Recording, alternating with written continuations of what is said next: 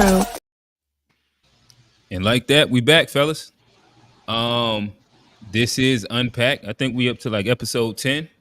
Unpacked, presented by the To Be Fair Show and the G Shit Podcast.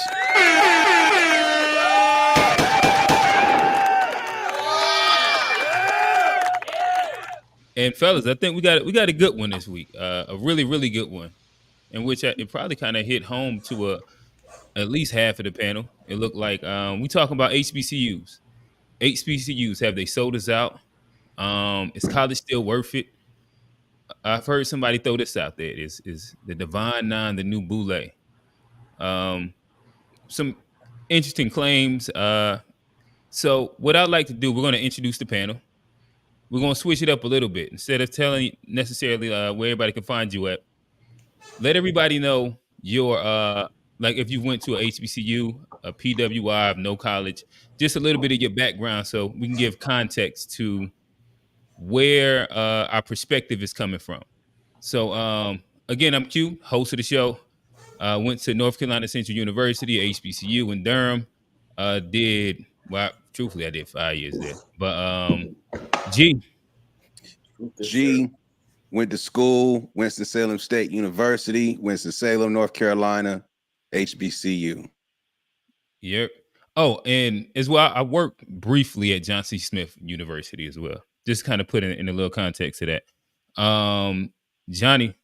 Oh yeah, what's up? It's your boy Johnny P. You can catch me at the To Be Fair Show.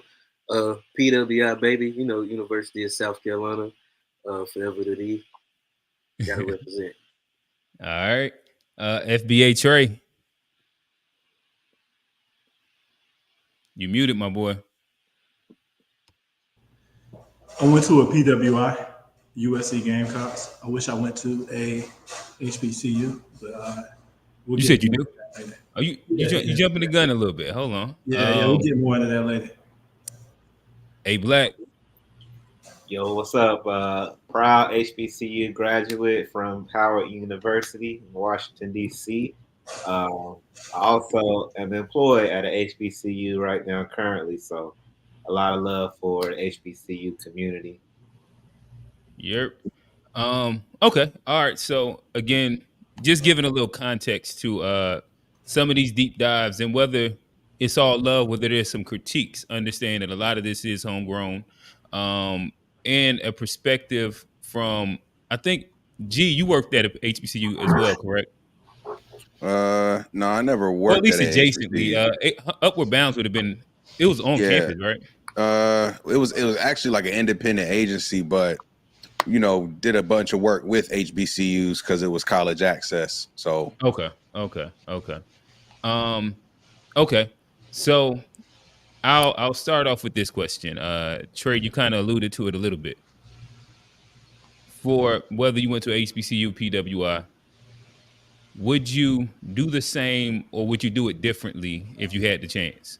Would you go back to HBCU, enjoyed your experience, or would you switch it up and go PWI, vice versa? And the only way I would have been able to go to an HBCU would have taken some scamming because the ones I want to go to are in North Carolina, not from South Carolina. So I went to USC because of scholarship and because they had the best program for my field. But I see so many people from A&T around here that are very successful, and it would have been cool to be networked with them because a lot of people I went to USC with. It's a good network, don't get me wrong, but when I go to these games, HBCUs, it's a different culture and a different feel that you get there that was definitely missing from USC. It was definitely a white school, very bratty. Okay. Let's go around. I guess G. Yeah, man. So when I graduated, I applied to 3 schools and only got into 1, Winston-Salem State, and so I tried to go to Greensboro and Charlotte at the time. If I was at that young age and I had an option to go somewhere else at the time, I probably would have chose something different. But in retrospect, I'm glad I went the route I went, and whether it's by choice or not, like it ended up being a great experience. And just in comparing my experience to other friends who went to other schools, to what Trey said, the culture at a HBCU is so unique, it's so diverse, so many different types of Black folks that you interact with. Even growing up in Durham for myself, I felt like that was different, just meeting all different types of people, even though you right down the road in Winston. So I thought it was a dope experience. And if I had kids, I would encourage them to go to a HBCU for sure. Johnny, Oh, would you stay PWI forever to D? I think that's what you say. I probably said that wrong, but you always say it. nigga, no Drizzy, bro. Don't do my shit. But I don't know. I've never thought about would I do it differently. I enjoyed, my time there. I don't feel like even growing up in Rock Hill that I was lacking a Black culture thing. Mhm. So I mean, I always grew up in Black culture. So I think one of the advantages is when you do go PDI, you do get a more like real world representation of what you're going to face out there. Like, I mean, there's often, there's not many times where we go into workplaces where it's all Black or, so I think going to PWI, that's one of the, benefits that I got. You get to meet and interact with different cultures. I mean, of course, there's challenges with that, with identity and, trying to figure out your own way in the world. There's definitely challenges, but I think there's benefits too. So I don't know if I'll change it. Okay. So I guess I'll piggyback off of where you was just at a little bit, and I ask this question: do y'all feel that it is important to have some of those post, I guess, high school Black spaces where you are the majority for a moment of time while you're actually finding and figuring out yourself?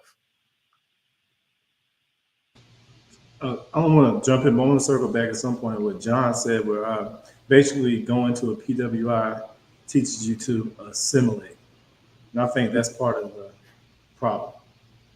You know? And we do need our spaces to answer your question though as well. Uh-huh. Yeah.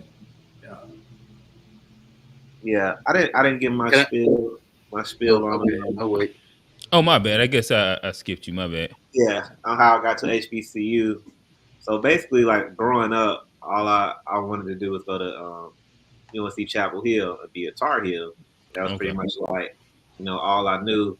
And I actually was in like this advanced program where they kind of got a lot of the best Black kids from around the state, and you go stay at Chapel Hill for like a week and get to see the college experience and everything. And they got to meet their diversity quota, but they want the best Black students they could find. And I was sold like. But then I came back. I was in high school, and I actually had an African American history class, and the teacher was a teacher from Johnson C. Smith University, and he was young. He had just graduated, so I remember him being really young, and he kind of just got me tapped in to our culture. And then I went to a program called Upper Bound at Johnson C. Smith, and that's when I really kind of learned way more about the HBCU lifestyle and experience. And so I had a change of heart.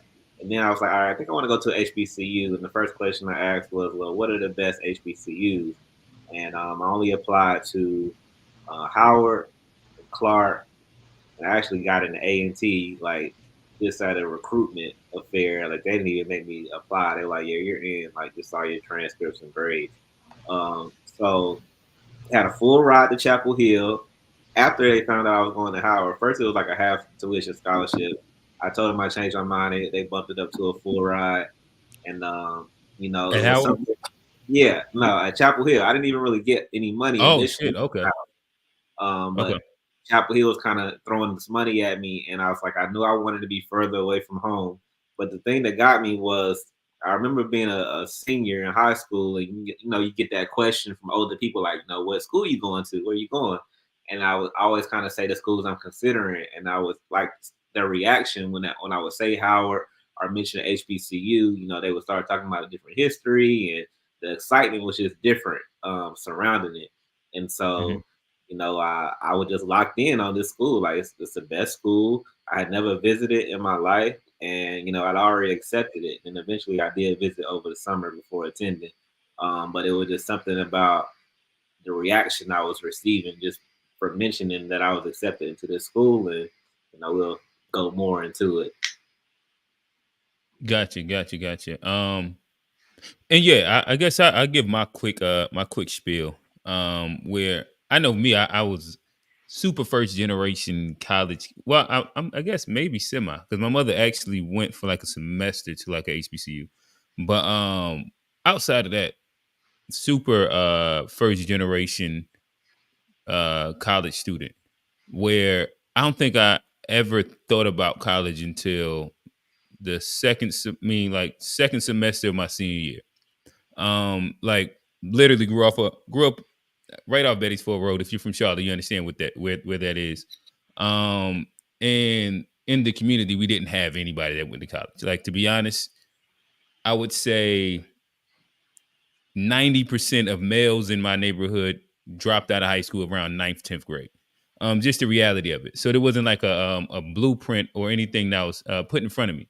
And so even with that, what it ended up leading me to was the fact that like when I have all those influences, I wasn't focused as a high school student, right? So luckily took SAT and I test really well. So like I made fairly decent on the SAT, and so I played drums. And a natural translation from playing drums is that you want to play in a marching band in college. The 5 marching bands in college end up being the HBCUs. And so, in all honesty, like I made such a maybe even like a low hanging fruit decision of where I was going to go to school / where who would accept me based primarily off of that. But yeah, even through those happenstances of chance, I know that that decision is one that I personally would never change again. I mean, I personally wouldn't change because it literally gave me the space to shape me into who exactly I am today.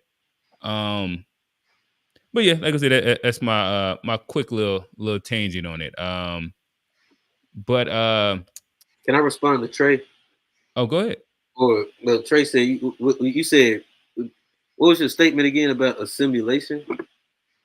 No, I'm saying basically you say going to a PWI is a real reflection of the world. You know what I'm saying? Isn't that just a simulation? Like you can learn to be a good employee for a nice white man versus like learning how to, be amongst your people and build with your people. Like I think we can all be able to talk to white folks. We don't have to like go to their schools to be able to communicate with them, just like they don't have to go to our schools to be able to communicate with us. So it almost sounds like the white man's ice is colder type of thing. No, I mean I wouldn't say that, but I mean I think just like there's people from China and India that come and go to school here that learn things from us. I mean, I think there's a lot of benefit of being around people that aren't necessarily, like you. You can gain a lot of things. You get to take things in different perspective. I value the black spaces, but I was always, kind of comfortable enough in my blackness not to I never, to honestly, Peter, I mean, HBCUs, even coming from a black family, my parents went to HBCUs. It wasn't really something that was pushed on me, honestly. And like you say, coming from South Carolina, there's not really that many options as far as HBCUs and the things I wanted to do. And, what I was interested in, South Carolina was the best option. So, I mean, I think it would be hard to, do something that's not necessarily the best for you just to, be around people that, look like you. That's my only point. A quick pushback. Those other groups don't. I don't think they're in a situation as us where they have to like fight to be against a government or entities and all the other things that are targeting them. If anything, they're propped up. So them assimilating is good, but it seems like when we assimilate into their realms, we end up getting in the back seat versus the HBCU. Like when you weigh the pros and the cons, it seems like at least you won't be discriminated against for like racial reasons versus at PWI. You get to be around them, but they may not respect you or treat you worth anything. So does that balance out to where it makes it worth it? You get what I'm saying? Oh yeah, no, I get it. Yeah, I think my shit freezing up, but Yeah. Okay. So I'm a throw to an adjacent conversation just to kind of mix it up a little bit, and I'll ask y'all this. This is more so like a culture question.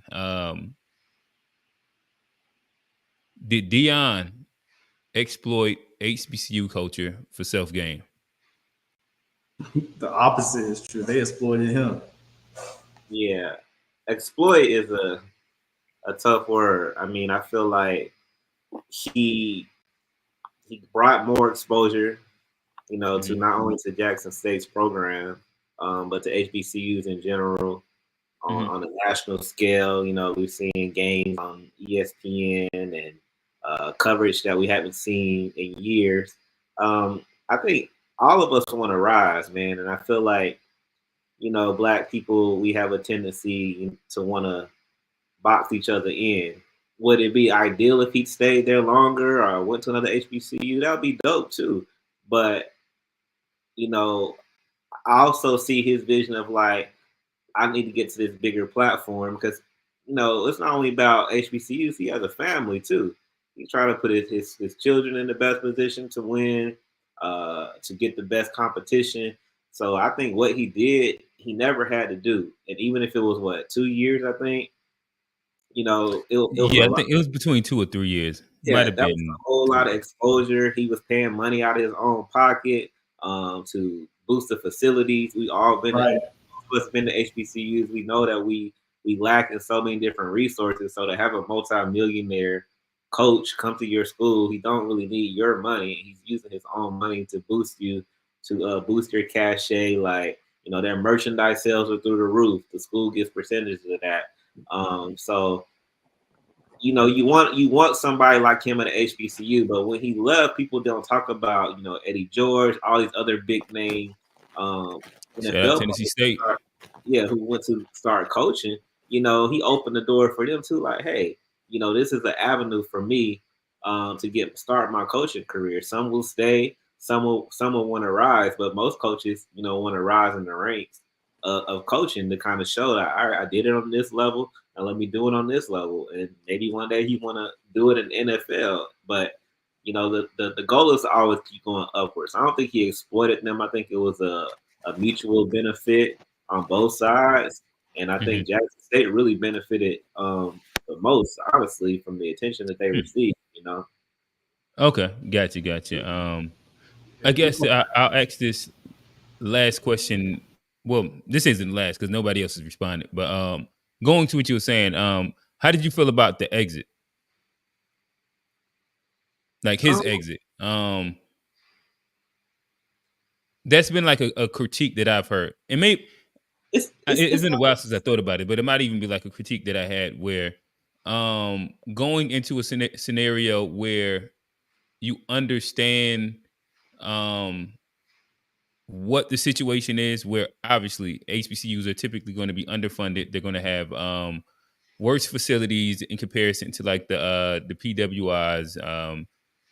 But then leaving and critiquing those exact same things that you understood that you was walking into, um, especially in the sense of them possibly, I mean, still trying to upgrade their recruitment, get better candidates, get better sponsorships, XYZ. I don't know. There was a piece where I almost felt like it was like, you know what I mean, not exactly this, but kind of torching the house that you built on your way out. I mean, it's like a breakup. It's not a clean way to break. And I know what you Hmm. mean about some things you know about going in, but you don't really know until you in there. Till you behind the scenes and you're like, damn, it is bad. Hmm. Damn, it is mold in the shower. Damn, it's like the administration is kind of shady and not look so. Until you really immersed into these institutions, do you really kind of see like the writing on the wall? So I didn't look at it as him torching them. It's more so like holding things accountable. A lot of they were trying to torch him as well, but I Hmm. feel like he's holding them accountable. Like I had to make people aware of these issues so these issues can be solved. But I'm also only one man. Like Deion Sanders can't save an entire college or HBCUs in general. He can only kind of be a stepping stone. So I feel like I just feel like he went too hard on him. Like, we know what be going on at HBCUs. I work at one. That it's not perfect behind the scenes, man. It's a lot of people that do need to be called out sometime, because it's So you his feel like it attitude. was more or less like necessary critique. I don't know, man. That's subjective whether it's necessary or not. Like, he's in the public eye a lot. He's getting these questions over and over again, like, why you left, why you left, why you left. Like, you gotta answer. You gotta kind of give your reasoning behind it. Eventually, it's not like he just went live and started lambasting them. It's like, nah, he's getting like See, sit maybe down. I caught the wrong interviews. I almost felt like that was the exit a little bit, but Yeah. I mean, like, this dude's a winner, man. And so it's like, if you in a position where you feel like people are not giving you the opportunity or putting you in a position for you to win, an institution to win, and you can look around and see the problems and they're not changing, then you're gonna somewhat take it personal, and you might challenge and critique some things. Like, I'm hearing he's getting pushed back from the president, the administration. A lot of people don't like the attention. Like, they like the benefits of the attention, but they don't like the one person getting the attention either. So, think about, you have a football coach that is more popular than the president or the provost or professors who've been there tenured for 20, 30 years. Like, so although they are liking it on one end, a lot of them be seething in the background as well. Like, and sometimes we kind of got that crab effect where we'll pull each other down. So I don't know. Maybe I missed some interviews and he was like super critical, but I didn't see anything where I was like, damn, Deion's like really going in on them. Like I say, I work at HBCU, so and I went to one. So a lot of things I was hearing him say, and I was like, he kind of right. And we got this thing of like, well, should we say it out loud? Should we say it in the white people? We should just keep this in the barbershop. I mean, put it out there, man, so the shit can get fixed. Like, we got to stop hiding things sometime, because that's why shit just stays like it is, and people develop this attitude of, well, this everybody know this is how it is, this how it goes. But now put it out there, and now you got to fix it, because people know what's wrong now. Nah, I feel it. G, what's your thoughts on Deion leaving, or just the whole spiel, or what's the, because kind of how you want to get into? I can say the original kind of prompt, which was, did Deion exploit HBCU culture for self gain? What did he say? Hey, band, play my theme music. Yeah. Bringing in all the rappers, XYZ. Or was it like a beneficial mutual gain? Maybe Jackson State and all the money that Deion did put towards, even his salary, to my understanding, went straight towards the facilities and the funding and scholarship. Just what's your thoughts? Man, there's no question it was mutually beneficial, but we talking prime time. You feel me? This is a generational figure when it comes to athletics. And when you talk about influence, impact, who's going to get the best of what in this relationship, I think another thing people are not paying attention to is also where college football was going versus where it was when he first got there. Deion saw, talking about the NIL? Exactly. And they already struggling to get recruits and things of that nature because of the facilities. To really play college football at its highest level today, you need a budget. You need a salary. You need to be able to go out and pay these people. And what you need is boosters. You need boosters. Rich boosters. You need a little bit of everything. And unfortunately, most HBCUs don't have those types of resources to compete with some of these, more big major schools, like even a University of South Carolina, for example. You know what I'm saying? So it's, which is a SEC conference, one of these power conference schools. So if you're talking about Deion taking advantage, like he could have got his first start at a lot of places. He didn't have to choose Jackson State, and he chose Jackson State. he brought a lot of attention to Jackson State and extended that to other HBCUs, helped normalize that in a lot of the conversation. A lot of stuff sprung off of that too in other leagues. Chris Paul started doing the HBCU Classic in the NBA. Like it really helped adopt more support for HBCUs in a public way. And again, Deion, not only did he leave because of the lack of top-notch resources, is also the reality of what the sport is. It's a pay-to-play sport. So he wasn't going to be able to have that check to cash it at Jackson State like he does at Colorado. Gotcha. Hey, fellas, before I guess Johnny or Trey go. So does everybody kind of like echo those similar sentiments? If so, I got a question I want to build on from that. I mean, the only thing I might add to that is I don't want to spread rumors or anything like that. But wasn't he getting robbed? Weren't they like not paying him what they agreed to out of the admissions and things like that? And if that's the case, then he was no, I thought he was it. donating his entire salary. But stuff was coming up missing from his office and stuff too. Like he wasn't. There were incidents where he had stuff come up missing, some jewelry and some other stuff. Gotcha. Yeah, I think they had a profit sharing deal too. Sponsorships and funding through the football organization that wasn't going back to the team, but they were. I kind of do remember this. Yeah. Right. So it's misappropriating funds, common thing. But that's a classic. Well, let me steer away from slander of our HBCUs at the moment. Saying all. Central. You know how many chances we didn't had and it stole money? But let me ask you this question. Since we're on it, this could be really, really quick. But I think you did bring up a point that I hadn't thought. But I think this is fairly a panel of sports enthusiasts to an extent. So I'll ask this question.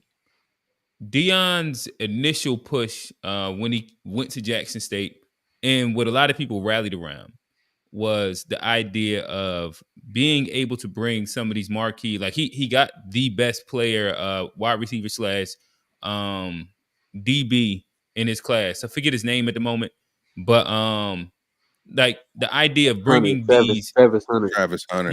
Yeah, Travis, where being able to bring these athletes equates to money in general, right?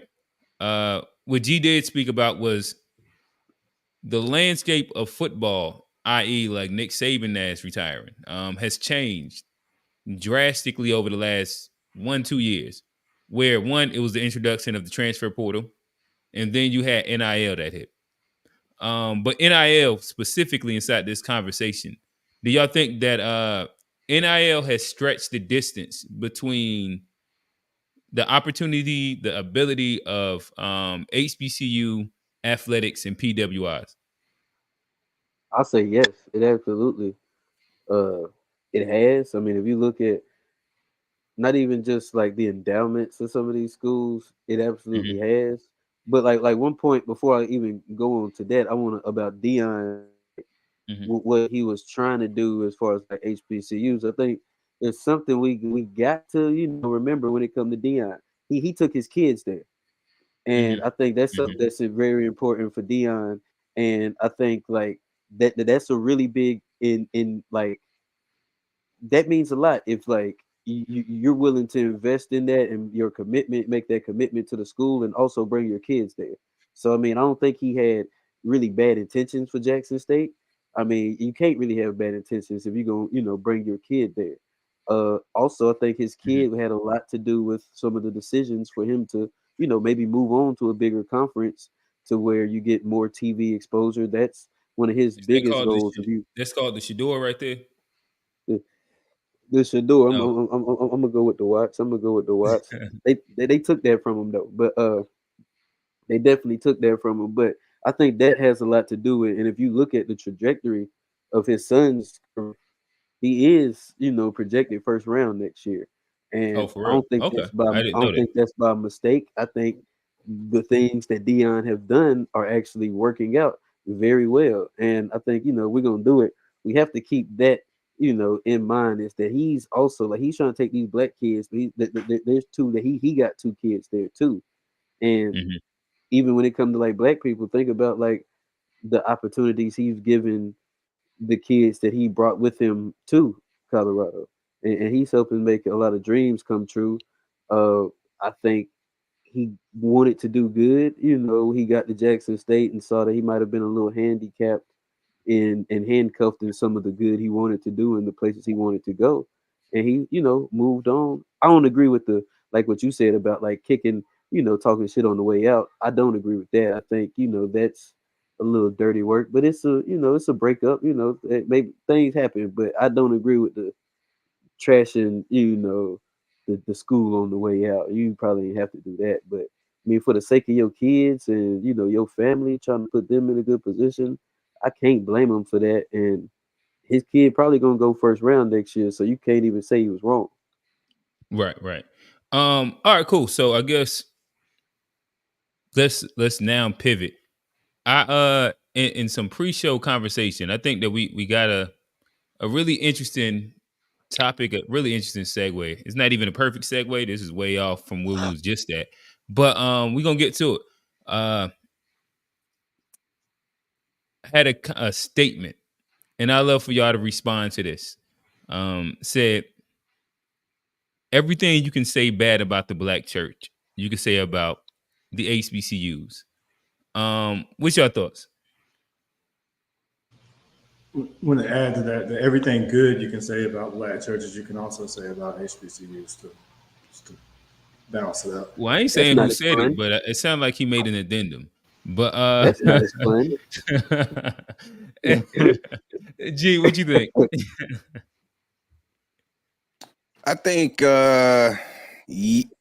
yes, and so I get what it's trying to say, but like schools and churches are not the same. They don't serve the same purposes necessarily. You know what I'm saying? So I feel like if you stand on these principles of community and, you know, forgiveness and helping thy neighbor and all these Christian principles, the black church is held to a different standard than, say, a black school, which is there to educate black folks, right? So I don't think it's like an apples to apples type of comparison personally. But I do think it's very true that each institution can be way more impactful to the community than what they currently are today. They both aren't utilizing the bulk of their resources to really feed back the community that's going to feed those institutions in the future, in my opinion. Can I add something? I think I know. I think what Trey's talking about, if I, you know, can interject, I think Trey's talking about not the. I mean, of course, school and church are two different things. They're two different institutions. But I think what Trey's talking about, if you look at the outcome and like the impact and what they have done to the community and a lot of the principles that like come from these institutions. I think that's more what he's speaking to as far as like if you look at pros and cons as far as results, I think a lot of the results are the same as far as like what the church has done and what the school has done to, you know, like the community to relationships to even you could go to like, you know, crime. I think they're not necessarily like the same effects, but it's all something that's supposed to be good. It's painted as a positive thing, but in the end, the ultimate outcome be negative sometimes. I think that's just the truth for a lot of progressive or like I mean it's not going to be fair, but like the a lot of liberal institutions, you see the same. You see a lot of the same thing happen. Is they're painted as this sheep's in wolf clothing. It's a good thing that comes. It's supposed to be this good thing, but it's negative outcomes, and I think that's the comparison we're speaking of. Gotcha. So Trey, when you said the critiques that you have of the black church are the same as you have for HBCUs, what do you mean Yeah, by that? yeah. John did a good job. I kind of clarifying that a little bit because it was like right after slavery, our literacy rate increased like rapidly. After that, we've always had a thirst for knowledge. Even during slavery, we were making all kinds of patents. We have a natural engineering ability that you know that needs to be cultivated. So I think when they gave us our HBCUs, which a lot of them were created to educate the mulatto offspring that they had with black women by racist slave masters. It kind of had a All right, pause. dual Let me make sure I benefit. understand. You said that the HBCUs were created for the mulatto offspring of the slave master. Correct. So that way, rather than have them go there and do good things for black people, you get your greatest minds, your talented tenth, like the boy was saying, um, and you steer them in a direction where you're able to indoctrinate them like the same way they did with all the other indigenous people. They put them in the Catholic schools and they made them learn all things that are basically Western civilization. So our schools were started that way. So they took our natural uh, curiosity and intellectual abilities that we're known for globally, and then they steered it in a direction that didn't support our own interests. So now we get in a situation where we're like every man for himself, and we don't really do anything for the black collective, and we get a few of them that get elevated and they become gatekeepers, and they get to look at them and say, "Why don't you just be like them?" So that way, most people are followers. So if you get in order for someone to move in the right direction, they have to be worthy of following. And if the only way you're worthy of following is if you assimilate, then you get the other 80% of people to follow the people into assimilation versus having people that like try to do things for themselves, like Gurley when he started Black Wall Street, and then you burn that down. Then it's kind of like a hidden hand approach that even when the NAACP, which was started by the same group of people, like the Rockefellers with Spelman, that was named after his wife, who was a eugenicist. So, I mean, the rabbit hole goes deep, man. So, Gotcha. and same with the Black church. Gotcha. So, Black, we have a 2-part question for you now. So one, I'd like to hear your response to the initial. Well, this wasn't even the initial statement. The secondary statement was HBCUs made for mulatto offsprings of the slave master. And then I'd like for you to answer the original question. Oh, my bad. Before you hop in it, I do quick housekeeping. Shout out to Judy Madovin.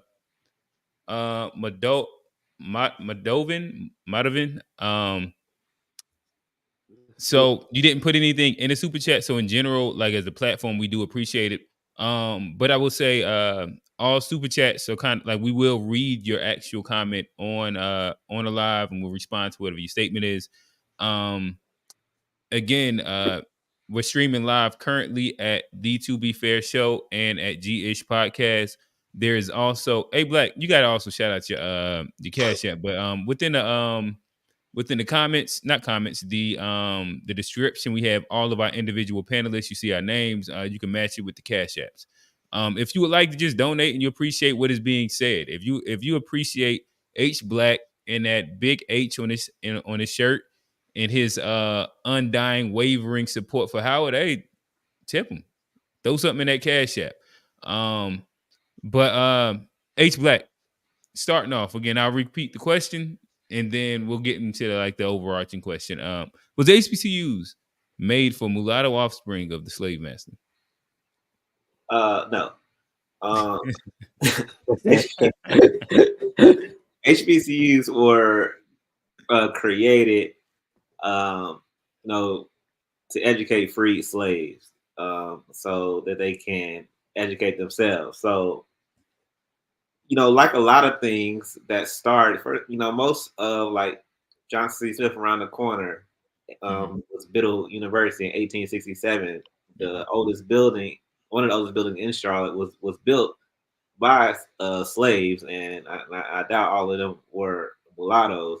So, but if you starting from that point of the late 1800s, most people that benefit or that start are the guinea pig of anything new are the lighter skin, are the fairer skin, are the mulattoes. So yeah, they were some of the first students at a lot of these schools. A lot of them. How was I wrong then, bro? You just said the mulattoes were the first students and it was built by white men. Because it wasn't they didn't sit down. It's like we're building these for mulattoes. It was for free slaves and for free black people, which a lot of the times at that time, the free black people were mulattoes or were lighter skinned. And, just like now we see lighter skinned people still, benefit from a lot of programs or systems and institutions first before everybody is included. We see the first people in our politics, whether it's Adam Clayton Powell to Barack Obama, are lighter skin, or Kamala Harris are lighter skin. They are always kind of the first that make the power structure comfortable with black people associating with them is by allowing lighter skinned people in first. So when you're educating black people, a lot of them education is already a privilege. You're coming from an age where wasn't too long ago reading was illegal. So people who had access a lot of times were people of privilege to education, and these were lighter skinned, maybe offspring of different slave masters, maybe people who benefited from their lighter skin through passing or whatever. So you got to kind of put the full thing into context. It wasn't set out just for like these are for mulattoes. It's just like, no, these people are benefiting first because they are in position to benefit first and are opening the doors for all people of color because they are still considered black in those times of the one drop rule or whatever. But yeah, you're gonna have lighter skinned people. Like, we're not just gonna put the biggest, buckets, blackest niggas in school and educate them and read first. Like, first we're gonna get the safer, fairer skinned people in first, and then eventually the colors get darker and darker. And knowing this through researching digital yearbooks, because I have to do this for my job. You see that progression. It was really swift. Like, it wasn't like it was just mulattoes for 50 years. It was like the first 2 to 3 years, and then the word was spread, and then boom, your next class was like all chocolate black people at these schools. Like, we have a school of ourselves. Like, yeah, and those first mulatto students became the first teachers at these schools, because they have to be able to teach their own. So, I mean, you got to put the whole thing in the context. Like, light-skinned people, mulatto people were a lot of the first blacks to do a lot of things, because power structure was comfortable with them doing these things first. So you're not completely wrong. I'm not saying you're wrong. I'm saying like that wasn't, they didn't sit down and decree like these is for mulatto schools. Like, when you got Tuskegee being built and Booker T. Washington, he's half white. A lot of people forget he's half white. So yeah, they are benefiting, through their association through race, but they also need their own places of education, and they want, and they're still considered black even with their lighter skin. They are facing almost just as much as oppression because they're torn between two races at a time where light skin wasn't as cool. You're a product of rape. You're the product of either privilege and different things. So it wasn't like this badge of honor to be light skinned. So they're still black as well. But a lot of the fair skinned people started shit off. Got W. Du Bois, half white. So I get what you're saying, but the institutions was set in place to educate freed slaves. But if you're a freed slave, you don't necessarily have that conditioning of like, I need to go to college first. It's usually the people who are already free and their offspring and the offspring of white people who've already shown them the privilege benefits of education. Got you. Just real quick, if I can push back. So, if the people who funded the schools just so happen to have mulatto offspring, who had just so happened to be the first people who went to those schools, then how can you say that they didn't build the schools for their mulatto kids? If you think they would have had the soft spot in their heart for the black collective, if not for their kids that didn't have any right to education or didn't have institutions for them, they needed institutions. It was like Drake's mama building a school for Drake. It's not like she's trying to do something for black people. She cares about her son.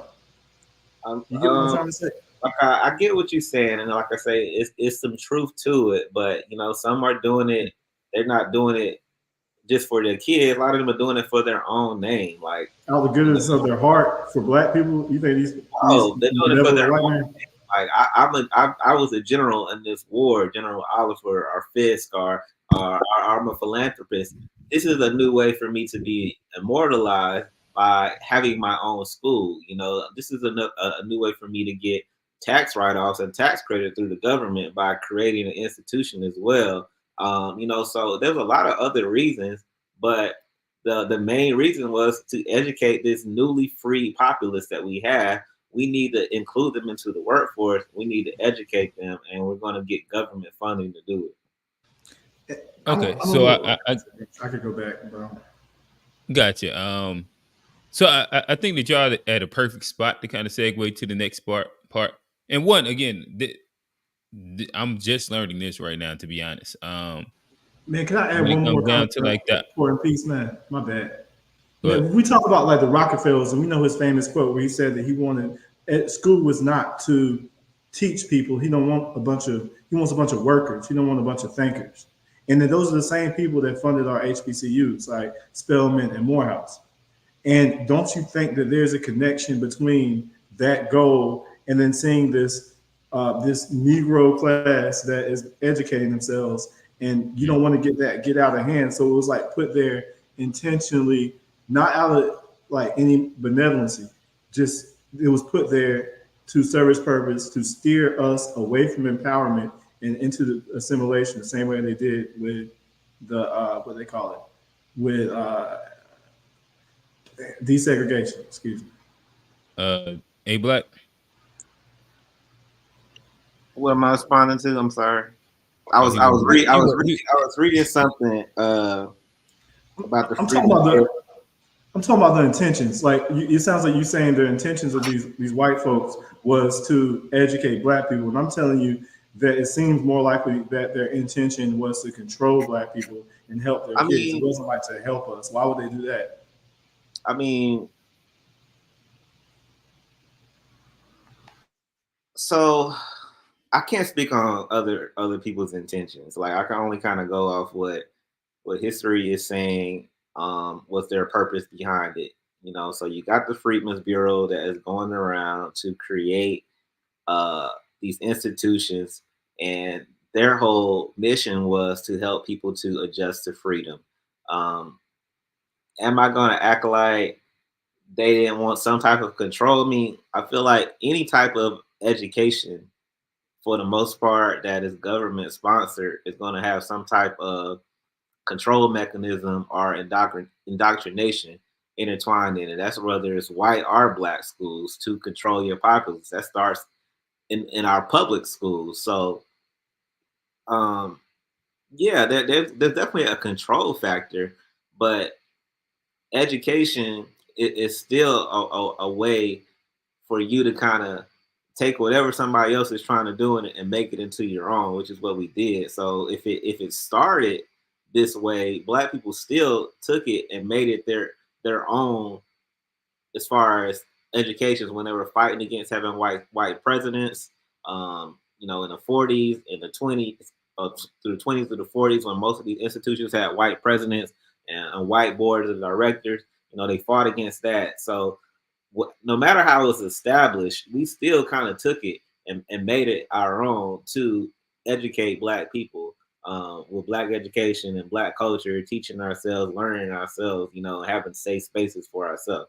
So I don't know if it was like started with like dastardly intent, like, but I do believe that not all white people are like, you know, dark hearted, and then some of them did, you know, want to teach, want to educate, you know, and there's money involved. You getting federal funding from the government, so you know money's always going to corrupt.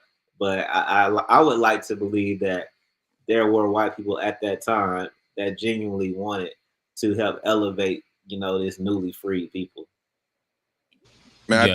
I think too though, like it's also I think So I think what Trey is saying does have truth to it, but at the same time, it doesn't necessarily mean that's for all HBCUs, like, because all of them didn't necessarily start the same way, and a lot of them started something and then get somehow taken over by something else over time, right? Like the schools change names multiple times, they change locations oftentimes. Let me go see if James E. Shepard was mulatto. Hold on. My bad. Keep going. Nah, but I mean, it's true. I mean, but it makes sense though, because back in those days, that's how it was. Mm-hmm. But like, you know, it was still against the law for mulattoes it was written in the text, like mulattoes, it was against the law for them to be educated and do things too. They were still classified as, you know, a non-white race without rights. So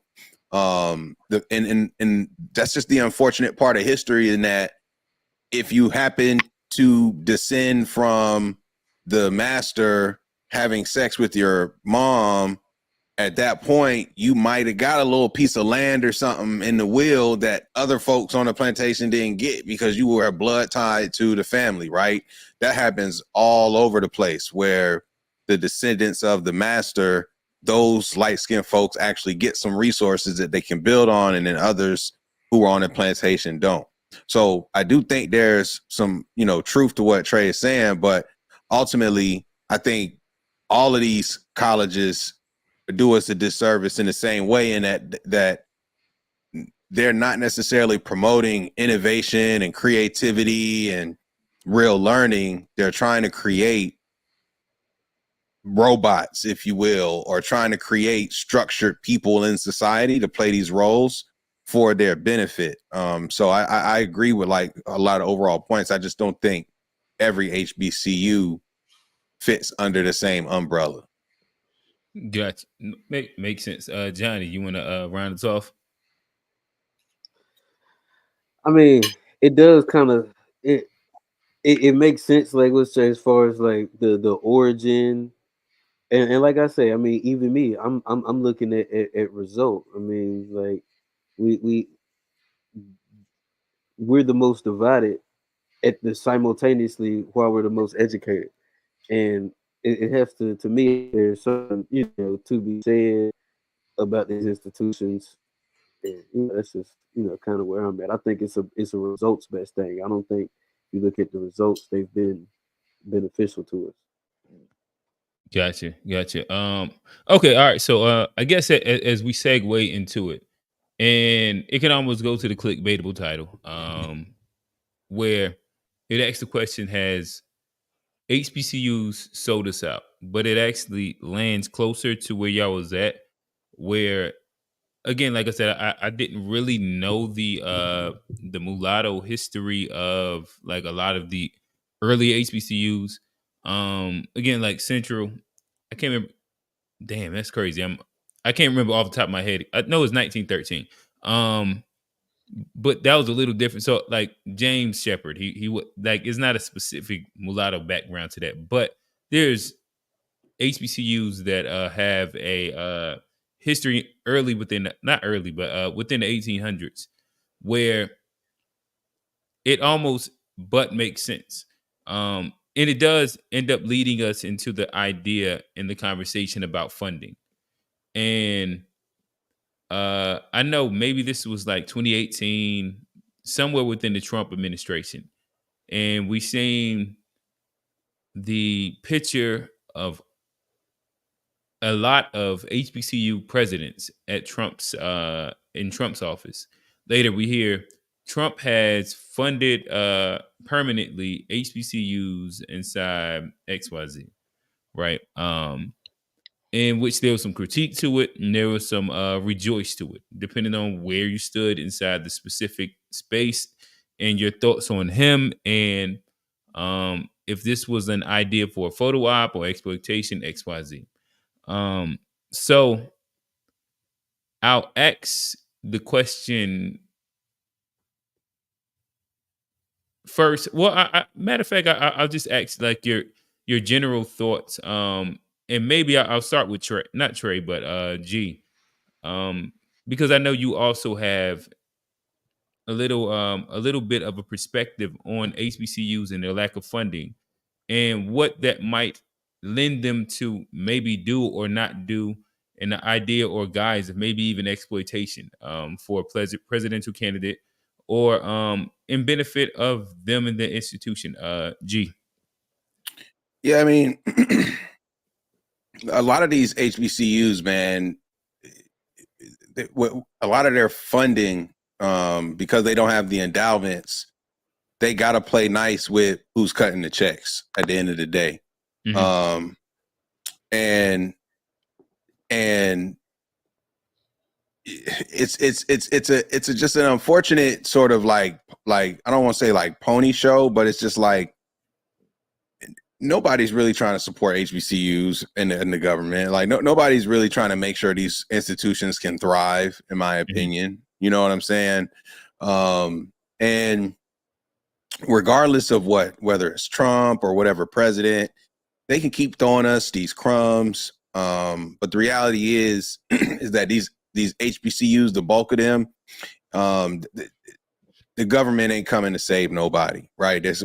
Willis Reed ain't walking through that door, or whatever you could say. Like the unfortunate piece to it all is that a lot of us, we talk about how HBCUs lack funding, but then we don't figure out ways to necessarily change the tide of that, right, in a productive way. Now, what that looks like is we can have that discussion, but like our endowments relative to some of these other schools is just it's laughable in some instances. And so it's like, how do we even get our own HBCU graduates to find ways to funnel in more resources to the schools? You know what I'm saying? So I think that's something to really think about too along the way. What I guess where you're just at, do you think that that's more of a systemic issue in general, more than just the fact that black people don't want to give back to the HBCUs, but more so the idea that the gross income of out of the first 5 years, let's just go first 5 years of an HBCU student, and that of like a Caucasian graduate of a PWI, might look a little different. I think, I mean, so like, yeah, first 5 years is one thing, right? I think the way that HBCU alumni or alumnus show support is often through events, things like homecomings, events around homecoming, and that's like how they show their support for the school. And they'll spend significant money for these activities to take place, for the travel, the lodging, the here and there. So if it's systemic, I don't know if it's necessarily. Do you think that that's like comparable to like what a booster or a donor at a PWI can actually give? Man, I think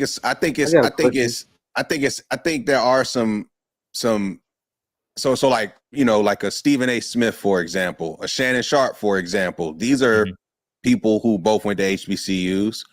I think that HBCUs have a lot of high value, high wealth graduates across the board, a lot of them, but for whatever reason, haven't figured out ways to leverage that high value and loop it back into the institution. So I feel like it's attainable. Got you. I guess like continue building, and Johnny, let me get to you in a second. So when you look at like the Shannon Sharps, the Stephen A. Matter of fact, Stephen A. went to Winston-Salem. From what I've seen outwardly, looks like he does like push a lot of like things for HBCUs and even Winston in general, right?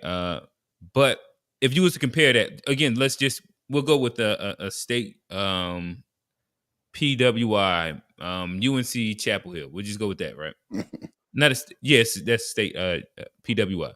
Where do you think that when it comes down to like an exception or like a higher yield of like people that actually have like the wealth to be able to give endowments, to be able to buy a library, to be able to build,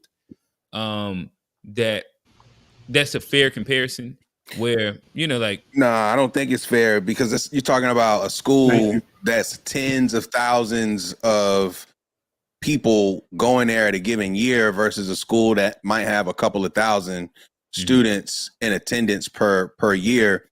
Plus, when you look at UNC, it's not just the school; it's the healthcare system. It's some other things too that go into UNC Chapel Hill, the research and all this other stuff. Like it is a very well-oiled machine in the state of North Carolina. So I don't think anything outside of those power schools, these power conference schools, I don't think any HBCU that I'm aware of can really compare to what these quote unquote power conference schools tend to get access to, given the types of institutions that they are. Gotcha. Well, was yeah, gonna I say- guess that I was going to me, I guess, rounding off the point where I struggle with making that comparison when it comes down to donors, HBCUs, and comparison to PWIs because of like those specific points where I think that there's a different structural wealth game that's being played between the two. Johnny, what's your thoughts? yeah, yeah. Oh, you Well, wanted my to get first, in. You had a hot take. What you got? well, nah, it was just a question. My first question when you was talking about like the average, first 5 years, white kids from PWI and black kids from HBCUs. I was gonna ask, what about like black kids from PWI? Do you think within the first 5 years there's much of a income difference between those schools, like between the kids who go to PWI and the kids that go to HBCUs, and why would that be? That was my question. That was one question, and then the other question was just the answer to like what G was saying about like the Power Five schools and like when it comes to sports and other things. Like when it comes to sports, a lot of even PWIs are having trouble competing with the funding that these SEC schools and ACC schools are getting from a lot of their TV contracts, where they're looking at like 500 million a year being split between the SEC, and a lot of that's not. It's very hard, to compete when you're getting that kind of money, even for like a Central Michigan or a small PWI. Even a lot of those schools are struggling to compete when it comes to this new world of funding and the transfer portal in NIL. It's not just HBCUs that are struggling; it's a lot of schools. Gotcha. So that first question was rhetorical, right? Maybe I That was first going. I was question. going to kind of reframe it and then ask the panel. Okay, sure. Johnny, let me know if this is a fair representation of what you asked. Do you think that black schools are producing the same quality candidates into the job market as PWIs? Yeah, that's basically it. Okay, fellas, what y'all think? Yeah, definitely. I want to talk about some other stuff, but I'll answer that question. So, 50% of black teachers come from HBCUs. 70% of black dentists come from HBCUs. Um, the black Howard produces more black doctors and lawyers than any college, PWI or HBCUs. You know, Someone said that NCCU's law school is a top in North Carolina, but my bad. Keep going. no, it is in North Carolina. I was talking about in the nation. Oh no, for sure. No, I Uh-oh. was going along with what you were saying. Yeah, so it's like without HBCUs, like we would to compete in the job market, like they basically are the market for like a lot of industries, like so to say that, I mean the numbers are already there about what's produced. I mean, if you even name our big names just for as far as culture creators, you got Oprah, Spike Lee, MLK Jr., Booker T. Washington, Thurgood Marshall, like some of the biggest, icons, change makers in our culture, came through HBCUs. So it's a necessary thing. On the financial side, we were speaking on. I know we had mentioned Trump earlier. What Trump did, he just re-signed or renewed basically funding, which is only $250 million a year. That's supposed to be spread out among all HBCUs. So, people are only getting a fraction of that. But if you take one PWI, University of Texas, for instance, their endowment is $31.9 billion. So it's like, numbers wise, we it just can't compare. You can take Stephen A. Smith, one of the most successful HBCU graduates. I think he has the highest ESPN contract at $10 million a year. Even if he gave his whole salary, that's not scratching, the endowments of these major schools. HBCUs only enroll 10% of the Black population. Every Black person would have to be have $1 million a year to even still come close to scratching the surface of 2 or 3 PWIs. So, like, what Drake say, number wise, I'm out of here.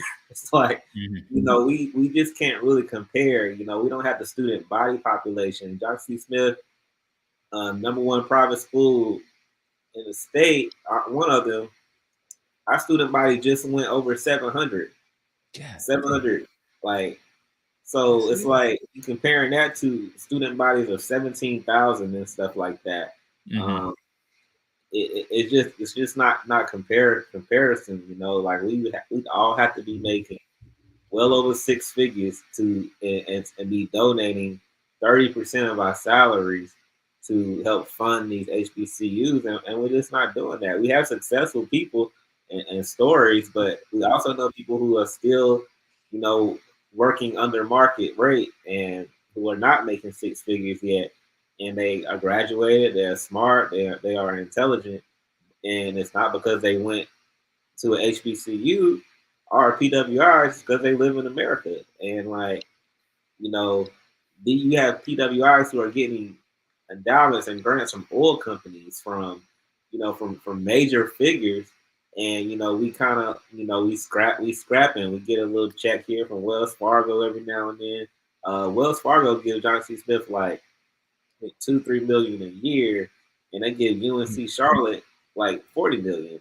And like the disparity is just crazy numbers wise, like how much we lack. So the boosters, we can, like I say, we can all give back to our institutions. That's definitely going to help, but it's not comparing to these endowments. Like, they are getting flooded with money, man. Straight up. Yeah. Can I make a clarifying point too? Because that's like, we talk about giving back. A lot of us will graduate, will infiltrate corporate America, and then we don't advocate to bring what those organizations to our campuses, for example.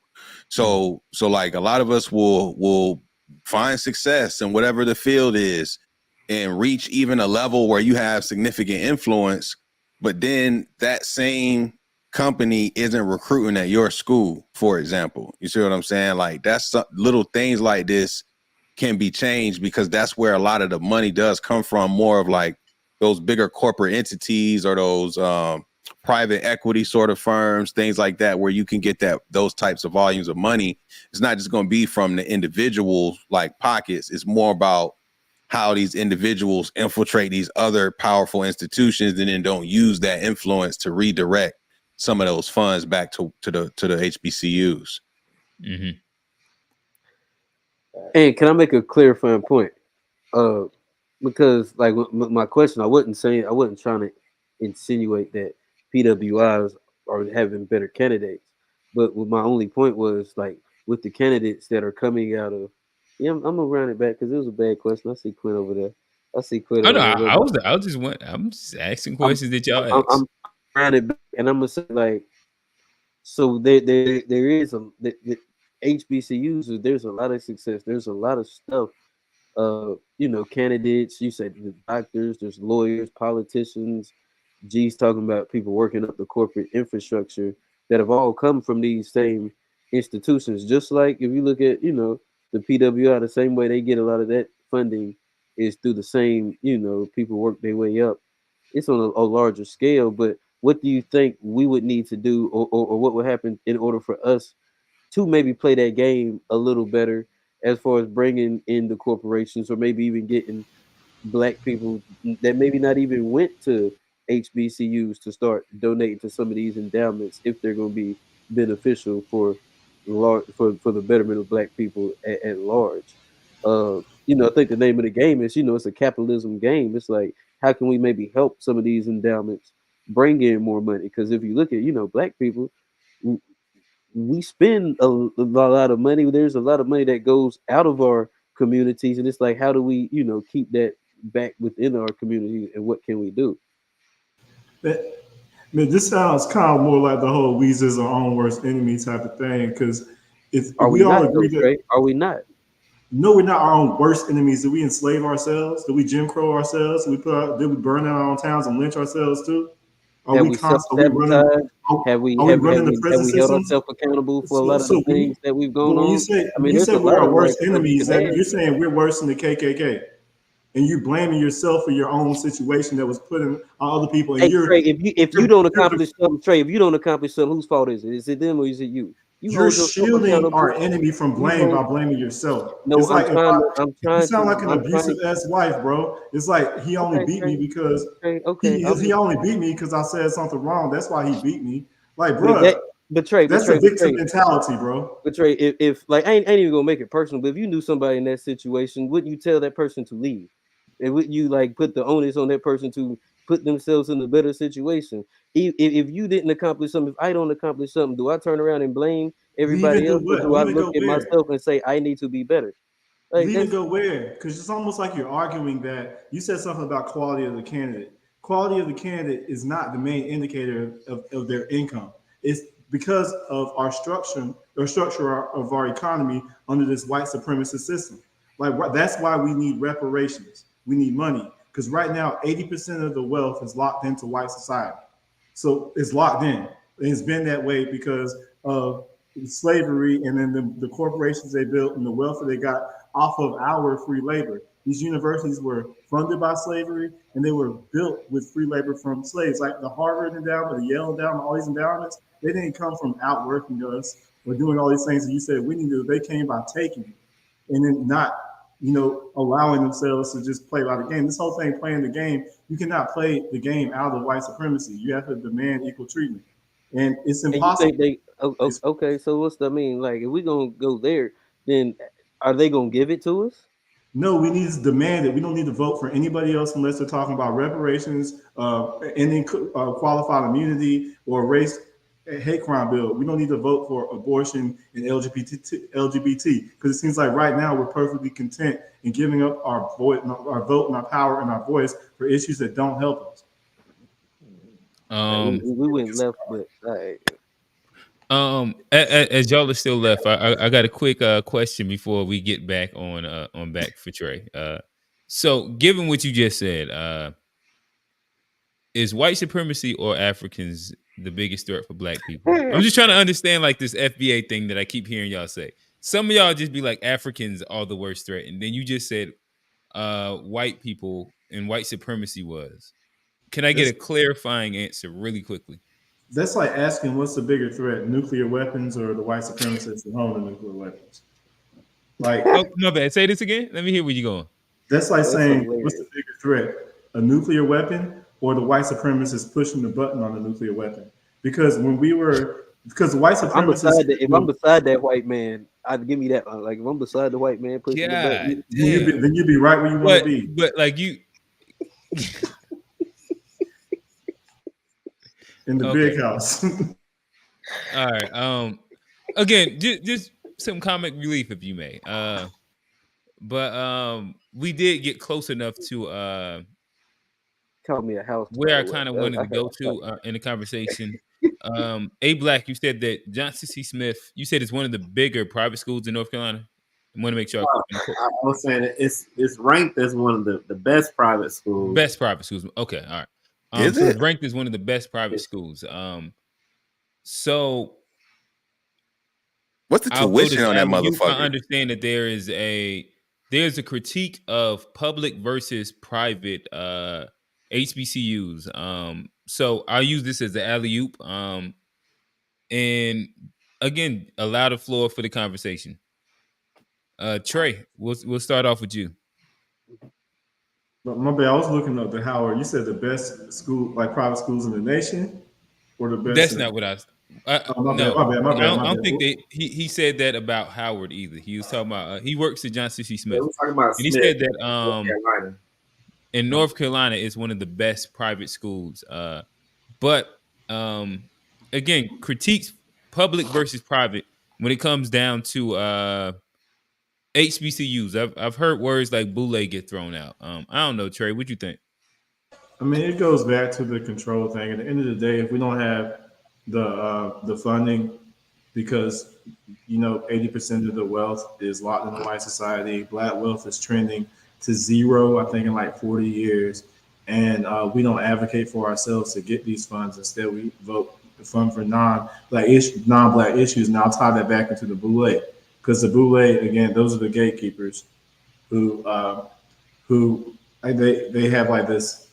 Like LeBron's part of this, so it's like Oprah, like every super rich Black person is in this, and then they select who gets to be elevated into that position, and then they are kind of like what role does say like a Howard play inside this scenario? I know Howard is a lot of these BOULE folks are affiliated with them. I can't tell you there's a lot of specifics, but it goes in the whole like the Greek organizations, and then I think Sigma Pi Phi, which is the actual BOULE organization. It's not one of these the so-called Divine Islands. That's where Diddy learned to party. Right, Diddy in the BOULE. When you say BOULE, you also said that Sigma, to my like the within the Divine Nine, you said that is the founders of the BOULE. No, I mean the founders of the BOULE were part of the Divine Nine, but Sig Pi Phi is not one of the Divine Nine college fraternities. I think it's not. Okay, that's like after you become whatever that one is. But yeah, okay, all right, gotcha. When you say BOULE, just like for our viewers, could you explain what you mean by the BOULE? It's called Sigma Pi Phi, and it goes back to like Prince Hall Freemasonry. From what I've seen, people that research and they share the books and the founding and everything. And basically, it started out with it goes back to the paper bag test. We had a lot of folks, and then basically the talented 10, where they thought that the top 10% of educated Black people should be the ones to lead the other 90%. So that sounds like a gatekeeper mentality. So better than empowering the other 90%, they're kind of like a barrier from us, I guess. Like J. Edgar Hoover said when the biggest threat to America was a Black Messiah. The BOULE has no interest in like empowering Black people to be a threat. They there to get what they can for themselves and like forget the collective. And and I guess so. As you explain this, so making sure I understand. So you believe that HBCUs explicit and probably like specifically more private, like the Morehouses and of those sort, produce more elitist Blacks than a PW like PWIs. Definitely, I would. There's a book called Our Kind of People that goes into detail about this. It's like the Jack and Jill organization. Like it goes into founding all these different organizations, traces back to like their origins, which was like the elitist Black people that didn't really like even during Northern migration, there were people there that didn't want the other Black people to come. Like in DC, there were Black people that didn't want integration they didn't want to. They were against segregation or desegregation because they didn't want the poor Black folks they didn't want to be around them type of deal. Like there's always been a class of Black people that like thumb their noses and look down on the collective. And everything they can get, they wanted it for themselves, like look out for themselves type of deal. And I think HBCUs kind of teach assimilation and teach you how to be a part of these groups. So do all institutions. I can't even put it on HBCUs in general, but there's always been, even when you look at Martin Luther King, I don't think he was BOULE, he was Alpha though. but Jesse Jackson was. And look at your Jesse Jackson compared to your Martin Luther King, and especially Malcolm X, because he wasn't even in the Greek fraternity. And it's in Huey Newton. Basically, everyone that got things done for us as a black people, they were not BOULE. They weren't the Greek folks. Okay, all right. So it sounds like you have two different separate conversations that maybe we can grow legs on eventually. So you have explicitly like a Divine Nine like beef also. But like going to where you were just at, I love panel. What do y'all think? I don't want to call it a beef though. Shout out to So- Or critique? My bad, critique.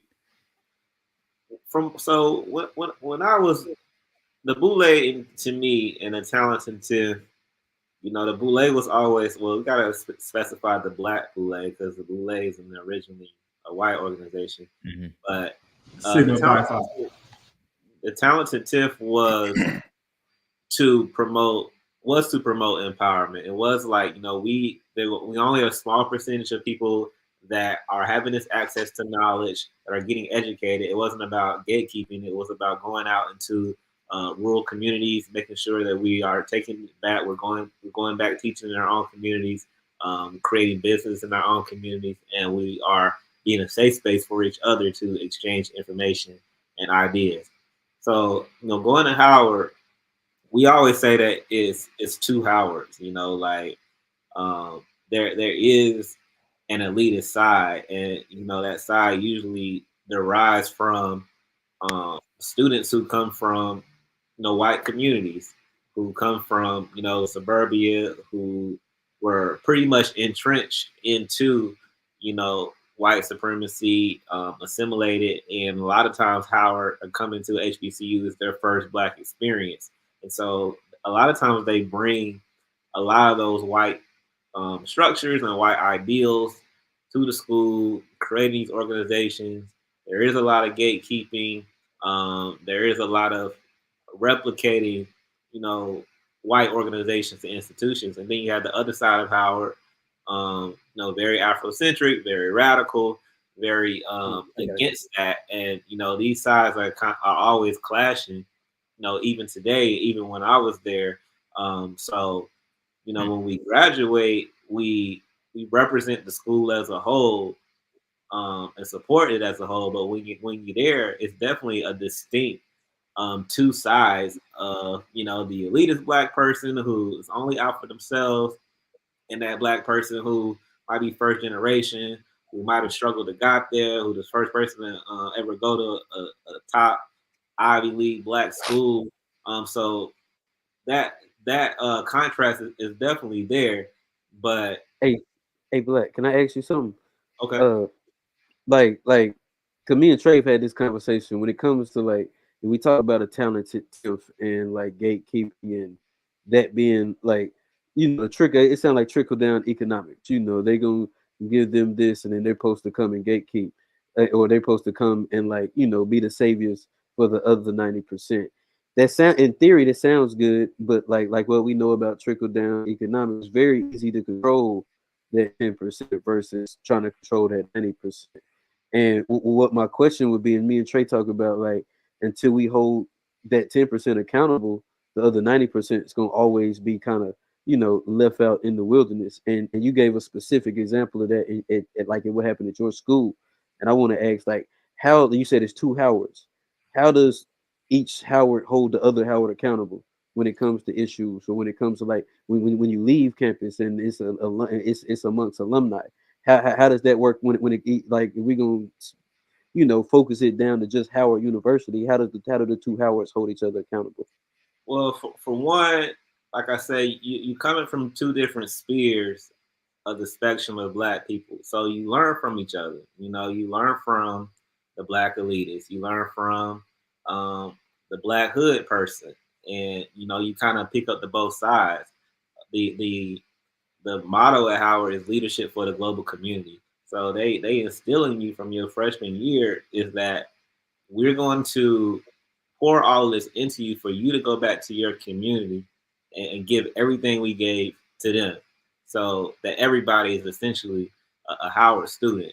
So it's never about gatekeeping. It's like we create a black dentist, you're supposed to go back to your small town and create your own firm, your own lawyer But, firm, your own but let me doctor. ask. The alumni aspect is they always pushing to give back. Like I gave back maybe like $1,200 this year, not in full, but through little mini campaigns that they have, and then you can kind of log in and kind of see how much you donate. I'm like, oh shit, I gave back $1,200 to my school this year. I didn't realize it was that much, but so we have like one of the highest return rates as far as alumni giving back, and that's reflective of the education that you get. When you're made a doctor, when you're made a lawyer, when you are put in position in your respective field, you feel more proud to give back because you feel like your education is paid off. So a lot of times we don't talk about at our HBCUs. A lot of people are not using their degrees.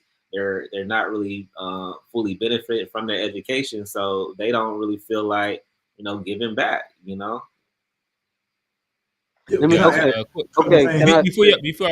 Before y'all go really quickly, just housekeeping. So at the 2 hour mark, we will be opening up the lines for call-ins. But we'd love for y'all to answer the two prompted questions. And give y'all opinions and let us know if you agree, disagree. What we got right and what we got wrong. Johnny Trey. Can I get a specific, maybe not, but like when it comes to like the two Howards, and like I'll go to like this example maybe, and I just want to see maybe kind of what your thoughts are on it. But like before Kamala Harris got into the presidency, she had a track record of like arresting and over penalizing like black folks out there in California. And like when she would come, like, or a person like that, not even her, but like, and that's something we could all probably agree, not the best, for the community. It's probably not solving any issues. It's probably just creating a lot of damage. And like, how would something like that be addressed, or how should we gonna broaden the topic? How should black people address those type of people within our community if they're going to be part of community, or we're trying to have this united community? How do we hold the 10% accountable as the 90% who might not necessarily have the resources, or you know have the ability to get our voice heard like that? That's a good Yeah, I question. mean, I definitely hear you. It's like I don't really have to answer how we hold it accountable. Like I know, like if we talking about Kamala, is she she's nice to claim. She's nice to claim, but then at the same time, she gets like a lot of pushback. From her time at Howard, from people like maybe not knowing her as much when she was there, or her ancestry of maybe not fully being a black. You see both sides of that, but then you see she's an AKA as well, and you get you get a lot of blind support too because of her affiliations. Like she went here, she's an AKA, she did this, and like we just want to support her just because she's our sister. But don't get it twisted. It's a lot of people that went to Howard that don't support her, that didn't vote for her, that are against her politics, that called out all of her legislation when she was in Cali and she was on the super cop road.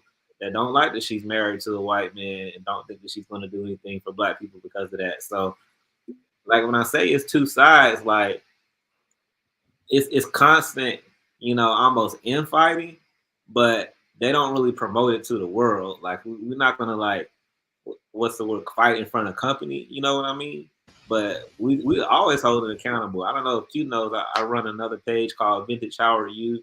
It has Yeah, a large following, maybe about the apparel. 14,000, all organic Howard people. And when I make posts, man, it's literally arguments all the Mm. time between students, alumni, on Kamala, on Joe Biden being a commencement speaker. Like, so it's never one side. We're always holding each other accountable. I think what happens is, money comes into play, where money and funding is coming from. Clout comes into play. Somebody being famous and and having name association, but we don't ever always agree, for sure. Hey, Black. So, all right. I guess clarification. So, Black is Gold is your apparel Yes. company. Vintage Howard is more so like Vintage Howard is a line basically okay. of Black and Gold. So Black and Gold is my company for just general apparel, and Vintage Howard is just one line from it. And you know, Okay. it started by recreating a lot of vintage brands and vintage things. We have a new logo, like a lot of HBCUs. They got new branding, new logos, but for the 70s, the 80s, the 60s, they all had one logo and one image, and they still want those apparel. So I started making clothes for that, doing like a lot of research, finding vintage footage, photos, videos, kind of curating a page, dedicated firstly to Howard and then just kind of HBCUs in general. Okay, gotcha. Can what John was saying that how do they hold each other accountable? It seems like they just use the 90% as their whipping boy and hold the 90% accountable. And then when it turns to the 10% of like people like Kamala Harris and people like Barack Obama, who did more for LGBTQ than he did for Black people, even though he only got there off of our vote, it seems like we make excuses for them while we point the finger again at the 90%. And it's back to this whole fallacy of Black faces in high places. Even if they say they're not going to do anything for Black people, you said it's nice to claim, but why would it be nice to claim a person who said out her own mouth she would never do anything that's just going to benefit Black people, while she does things that just benefit other people? In this instance, I agree with you. I'm saying that's a lot of their justification, for claiming, because there's a lot of what I say Europeanized Black people, corporate Black people. It's different kinds of Black people, and I get called all type of names and coons and different stuff, for having pushback against Kamala. I'm a hater, I'm this, I'm that. So I totally agree. It's just that all Black people are not for Black people. All skinfolk are not, your kinfolk. And it's like, whether it's Howard, whether it's Morehouse, wherever, it's just always Black people that are kind of justifying, are only seeing one side of the coin. Oh, that's the first Black woman vice president. We shouldn't hate on her. We shouldn't challenge her. It's not hating. Yeah, it's like it's right. it's not hating. It's like calling out the truth. It's like, all right, what is she gonna do for us, or why she gotta do something? For a lot of people, her winning is enough. That's a lot of Black people getting in position. That's them doing enough, or they had to work so hard to get there. They don't owe us any obligation, But then you see them kind of helping other marginalized groups with no problem.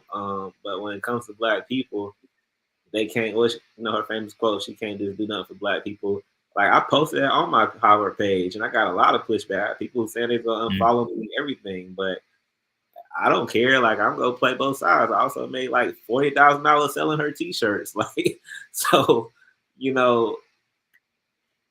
it just shows you like that, especially when it comes to politics, that Black people are not one track. That's for sure. We're not politically sophisticated. Would you also agree that we will not be able to move forward and advance as Black people until we hold the gatekeepers accountable? Because I think as we're getting lower and descending into like less and less wealth and other groups are being put upon us, the seat's going to get kind of hot. And every revolution starts with going after the gatekeeper. Because what's the gatekeep, you think? When you have a Kamala Harris, who we put all our votes on to put her up there, and then when she's in a position to do something for us, she's occupying that position without being for us. And then we allow them to select people who aren't going to be for us, and we all galvanize behind them. And when they don't do anything for us, there's never any consequence for that. Yeah, I mean, whether it's Kamala, whether it's Hillary, people do that with Democrats. But when it's a Black person, though, it hits different, though. When it's like a Barack Obama, or even like these executives like Diddy that's exploiting other Black people. Yeah, but we know our culture. As soon as you call them out, the key phrase is "you a hater," or "you a crab," or it's you one of your own. It's like you get chastised for trying to hold somebody accountable these days. Like, I made a comment about 50 Cent, you know, he got a movie studio, and I just pointed out that, you know, most of his content, even though I watch every episode, is about drug dealing. And like niggas is dragging me. And I'm just like, oh yeah, all his shows are about drug dealing. His most popular shows, like the Power series, the BMF, like the shows that we love, they're all about drug dealing. And I was like, yay, you about to make more drug dealing shows. Right. And instead of when I was pointing out that truth, oh, you doing this to your own black person and this, that. So it's like black people don't want to be held accountable, especially when they are deemed as successful. You know, you can't. It's hard to hold them accountable. Trey, I know you wanna hop in, but so I'll ask this, and it kind of stays where we're at. We were speaking about the BOULE. We were speaking about Divine Nine. We was on Kamala Harris, in which AKA, and I'll ask this question. This lens to go to where Trey was at earlier. Divine Nine, is it more pageantry or impact? I mean, it serves its purpose. It always blew my mind how, as Black people, we embrace the filthy culture of like Greeks.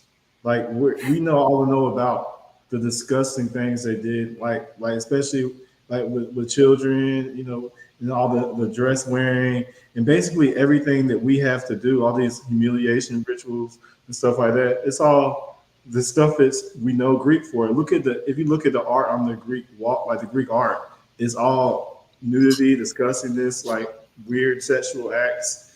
And then for us, quickly, as you're going, when you say humiliation rituals, what are some of the humiliation rituals you're referring to that Black people be doing? like when you see the little baby getting hugged from behind by the on the boat. Did y'all see that picture? That little baby, it was a couple white French guys that were the executives, and then one was hugging him from behind, and one was hugging him from the front side, sandwiching him. And then like how Chappelle's always talking about being on the boat, and Chappelle's always talking about wearing the dress and having to play the gay characters and things like that. And then like there's like a butt brokenness that comes with growing in Hollywood. That's why you see your Martin Lawrences in the street, you know, having episodes and Chappelle going to Africa to get away and in the deal. It's and you all, think that's based out of like some history in Greek? definitely. Boule literally means messenger to the king, and it was a group of people that they would put out to run different provinces. And we have a Greek culture, which is white culture, and we know how what Alexander the Great and all them did to Africa. So we've been at war with these people for eons. And then now we're adopting their culture, and we're using an organization of our most elite that's named Messenger to the King, and the king being a Greek white guy. And it's like, it's so open. Like even their logo is a sphinx. That's when you know the sphinx, the story where they had to give the riddle like who walks on 4 legs in the morning, 2 legs in the afternoon, and 3 at night, and it's a person in life. And then they end up solving the riddle, and the Sphinx goes away. The Sphinx is a gatekeeper, like the literal logo. And then she has her hand on a urn. And LeBron James has that Boule tattoo on his chest. Okay, all right. So I guess just to try and reframe, not even reframe, resay what you're saying. So in general, if I was to condense it, you believe that Divine Nine is appropriating, disgusting white culture. Exactly. Even to call it divine is kind of sacrilegious because there's nothing divine about Greek culture. All right, fellas. I'm not Divine Nine, and honestly, when I was an undergrad, I think I probably had said a lot of the things Trey was saying. I think as I've gotten older, I've seen a lot of benefit, outside of crossing and the hazing and actually becoming a part of it. I think down the line, I see more benefit as far as the networking. I know that sounds so cliche, but I've seen it in action. Just knowing people around the world. Having friends, having brothers, if it's a fraternity. I see the benefit in all of that. My dad is an Omega, is a Q dog. I've been to a few events, and like I say, I don't see anything now dark or dastardly about the organization. It's just they have a good time, they commune, um, they they share their money. They have fun. They have funds where with their dues that they help each other. They help the community with. So I do see some benefits of it now that I'm older. I think in undergrad, I didn't. I didn't like the hazing aspect. I thought a lot of the things that they would do for you to become a part of the organization went against a lot of their tenets. And maybe that's just being an undergrad or being young. I see a lot of people who take it, have personal vendettas against people trying to join, and take it out a lot more. Crazy stories I've known from my roommates who was crossing alpha at the time. So, like I say, I think it's one of those things of what you make it. I know people that it's their whole identity. They walk around with the colors of like a Power Ranger every day. Who they are, what they're about. And then there's some people that are real low key about it. And you would never know that they're a part of this organization. So I think it's just one of those things that what you make it. Does Greek life and Greek organizations, if you want to go back to ancient Greek and talk about all of that, we can do that with a lot of things in our culture, in American culture, as far as like talking about the origins of things. But I always kind of like look at things of what they evolved into, what we made it into as Black people.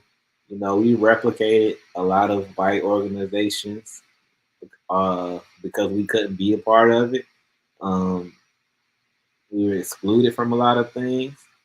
And so to have similar experiences, we created these organizations, these safe spaces to build brotherhood or sisterhood in our communities. And so, like I say, I see the good in it as well. I think it's kind of what you make it. Some people can go overboard. It's different in different schools for sure. But I think overall, like it can be another tool for our community to do good, no matter its origins. G, what you think? And I find it to be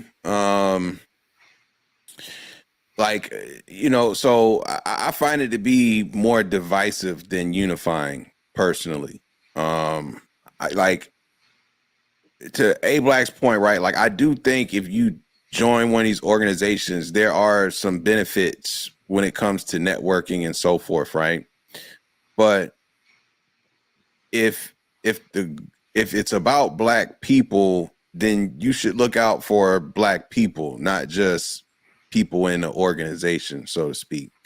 And I feel like oftentimes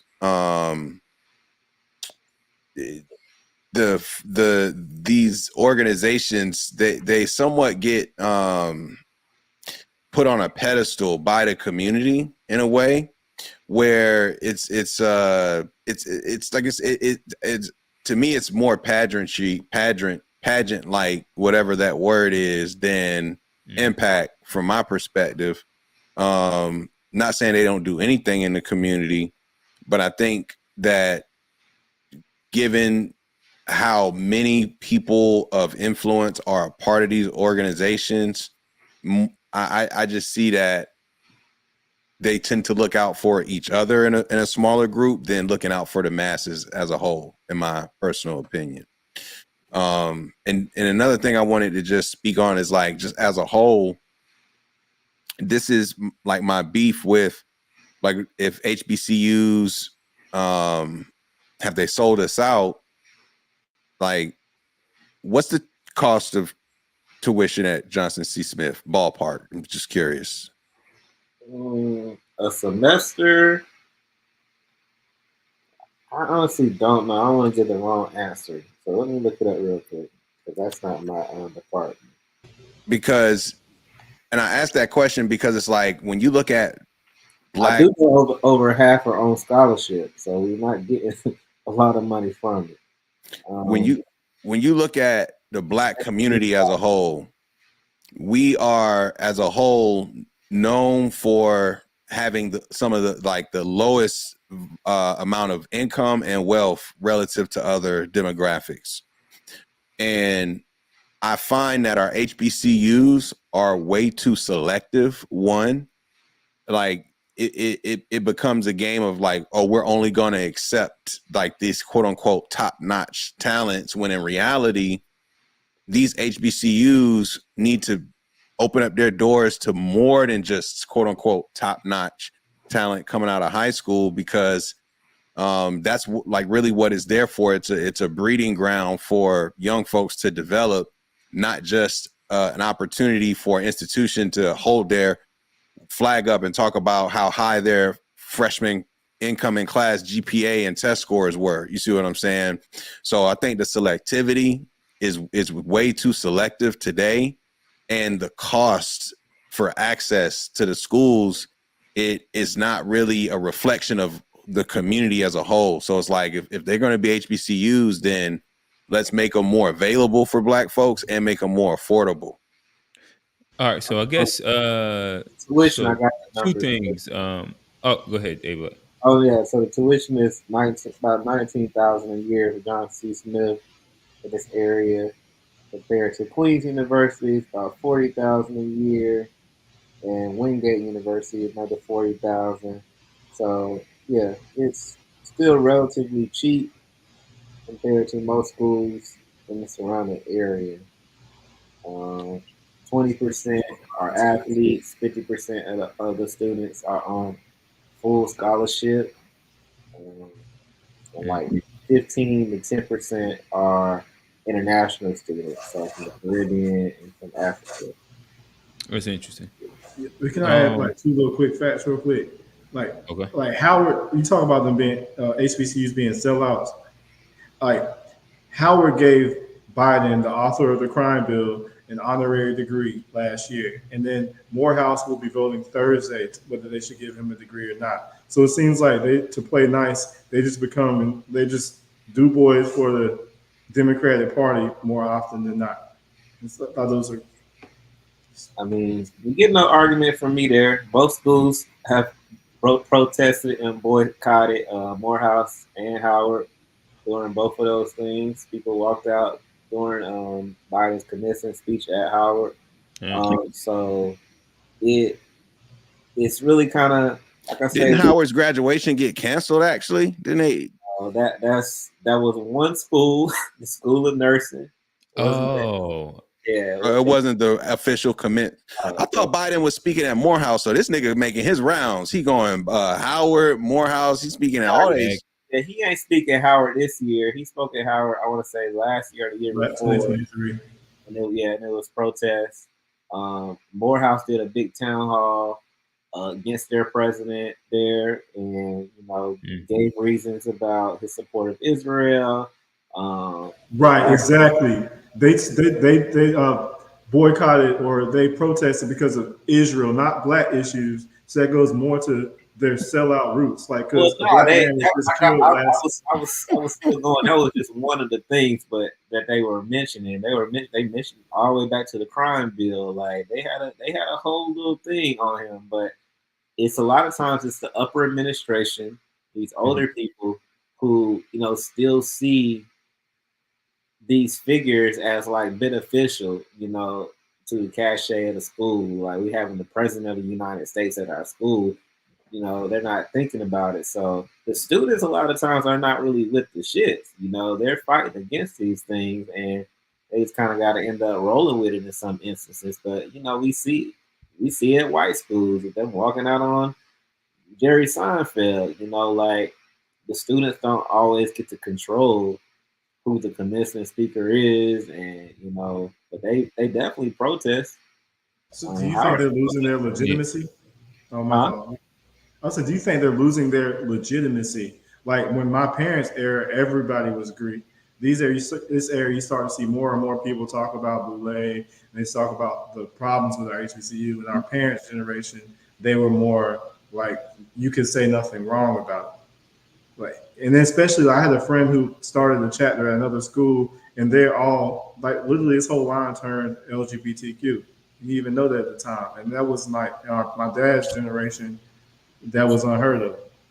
So nothing against that community, but I'm just saying things are changing.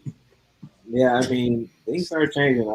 I've seen that at my own HBCU with the Sigma line. Actually, it's basically kind of become like a low key.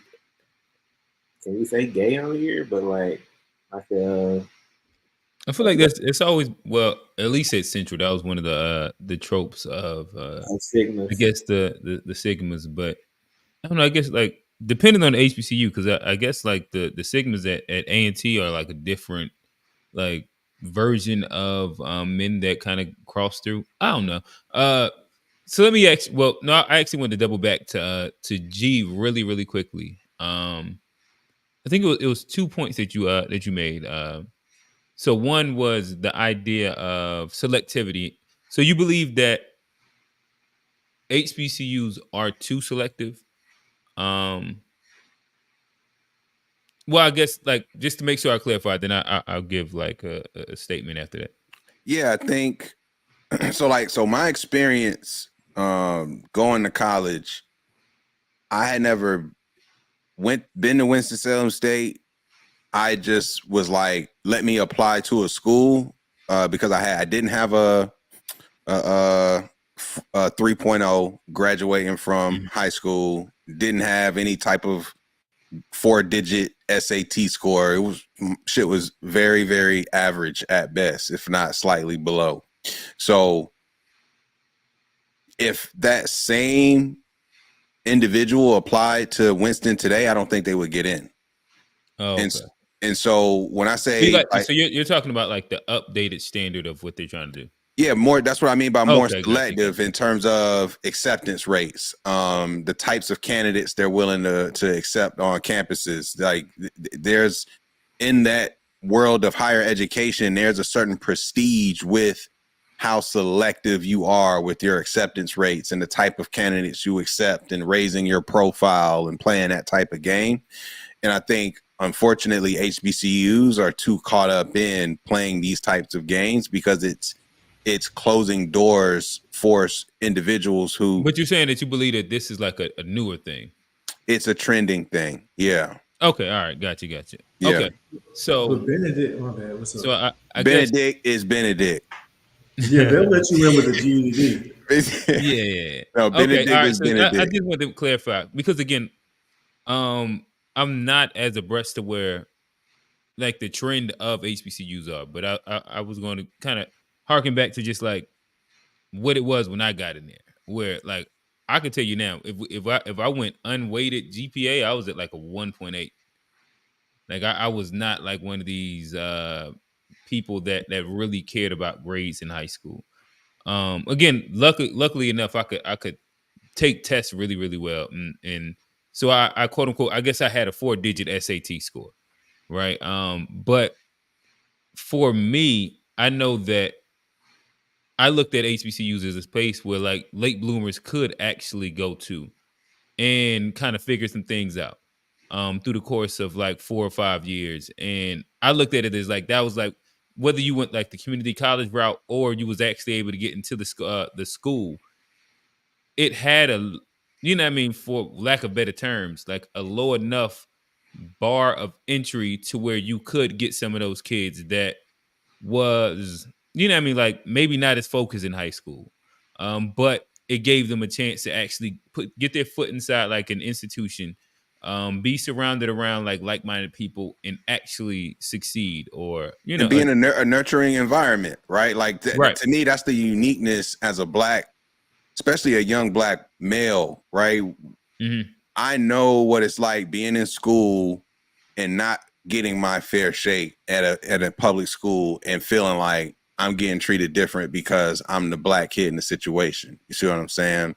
And when you on an HBCU campus, at least my experience at Winston, it is a very warm, familial type of vibe on the campus. And the way that your professors are, I don't want to say looking out, but willing to work with you was something that I found very like enjoyable. Like that was a like something I would shout out about Winston all day. Like people, for the most part, the professors that I had, they weren't trying, like, you know how some professors, they just want to see who fails at the end of the semester. They just want to see like, man, my shit's so tough. My class is the hardest class on campus. Let's see who passes. I felt like the overwhelming majority of my professors at Winston were the opposite. They were trying to put you in position to be successful. And that to me is a huge value of a HBCU for young Black folks. And we need to make more space for that, as much space for that as possible. I don't think your 1.8 would get you into Central today, bro. Even with the test score, I don't think so. I'm tapped out. So I was. So again, I wanted to ask that in clarification to in which you kind of clarified. And I guess to the point of like your professors making sure that they look out for you. Like my advisor, truthfully, somehow he knew my son's mother. Maybe they went to school together. He was a graduate of West Charlotte. And my first job out of college, you know, him knowing that I had a kid in college, he got me set up at John C. Smith, and that was literally my first job out of college. I don't even know if they still got the place over there at John C. Smith, but it was the Applied Research Institute of Technology or some shit like that. That I worked at there, but it was literally off of just, you know, him kind of recommending me. In which that is something that I did feel at HBCU, that there was like a concerted effort of community. But all right, so the last thing I wanted to hit really quickly before we kind of switch gears a little bit. So next part you said was cost, and I know you asked A Black about, you know, like the rate of like tuition today at John C. Smith, in which like he gave the rate and then he gave what the surrounding areas is. Do you think that the rise in comparative tuition is pretty much nothing more than just the adjustment for inflation? No, it's way more than inflation. It's a business. It's higher education is a business. Some of these institutions are privately funded at that. They get a fraction of their money from federal or state funding or whatever the case. And even the state funded institutions, like they're state funded, and the state is also using the revenues that these schools make. So when you talk about these power conference schools like the University of South Carolina, that's a state school, but that state is making a lot of money because of this school's relationship with the University of South Carolina. And this is where I say the whole thing is a crock of shit, in that this is higher education in general. The reason why stuff costs is because of the stadium that the football team plays in, the arena the basketball team plays in, the amount of restaurants and craziness in the student center and video game. Like it's a bunch of stuff on campus that have nothing to do with school, bro. And when I went to school in Amsterdam, like that's when my eyes like lit up and was like, wait, there ain't no sports teams here on like you literally go to campus to do your work and then you go elsewhere to your dorm, and it's like all that extracurricular stuff where you're spending all this money on clubs and this, that, and the third. It didn't exist. And so I feel like that's why stuff is so expensive. It's not just inflation. It's all these quote unquote added on values that will throw to you in addition for your tuition and fees. And it's just ways for them to take more money from people who are already, unfortunately, paying more than what they need to for education. The whole thing is a crock of shit. Gotcha. But so making sure that's more of a critique of like the institution or the structure of higher education in general, not specifically HBCUs. I think it is more of a critique of higher education in general. But I think more HBCUs should adopt that European model of just having school. Do you think that would allow them? Do you think that allowed them to be competitive in the landscape? I think HBCU culture in itself is a big selling point to what the HBCU experience is and what a lot of people buy into. It's like the whole cultural aspect. Whether it's a person that went to a predominantly white high school, went to a predominantly white college for a year or two, might be dissociated from, or the people that are from the inner city in which they need to go to a space where they can first get comfortable inside like the environment to be able to properly adjust to like what this independent higher education thing would be. What do you think? Well, for me, this might be unpopular opinion, but that's part of why HBCUs are struggling, is because people go there for these silly reasons. They're not going there for reasons that actually matter in terms of their learning. Like a lot of times people will make decisions based off of the quote unquote culture of the school, not necessarily the program, not necessarily looking at it from a advantageous situation. And I'm not saying HBCU culture isn't a thing, but like it shouldn't be the thing we hang our hat on when it comes to our schools. Like, what's the culture at MIT, for example? Like what, like only at Black schools do we make that be the thing, where it's like Deion Sanders even like, I got to make sure I switch up that band, where it's like, is that really that important? Like, you know what I'm saying? It's like, I think that that's like a piece of the pie, but you don't think that PWIs have their own versions of culture? To me, when I go to UNC Chapel Hill, and you walk down Franklin Street, you can see like a historical culture of a thing that's there. It looks different than a Black institute, but it's explicitly its own very distinct culture. all schools got culture. So I Right. wouldn't. That's what I'm saying. So I wouldn't like just completely like denote that just to like the Black thing in which what sells. Because there's white party schools as well. And But do you think a lot of these schools, make money from these extracurricular activities? Like they're necessary. Right. I know, sports is a big focus at ACSU just because of the economic impact it has. Just it brings in so much money. The sports boosters are the largest donators to the school. I don't know if it's something about playing football, get good job or something, but they donate the most money. So a lot of it is allocated to sports and to the rest of the school. But every other month they present like $1 million check from the Sports Boosters Club. Like it's crazy how much money they get from sports. So I think that culture is important in the sense of donating because it creates that pride in your school. Like, I get your point like about an MIT, but if there's a specialty school in an industry where you are having high salaries coming out of tech, coming out of mathematics and things like that.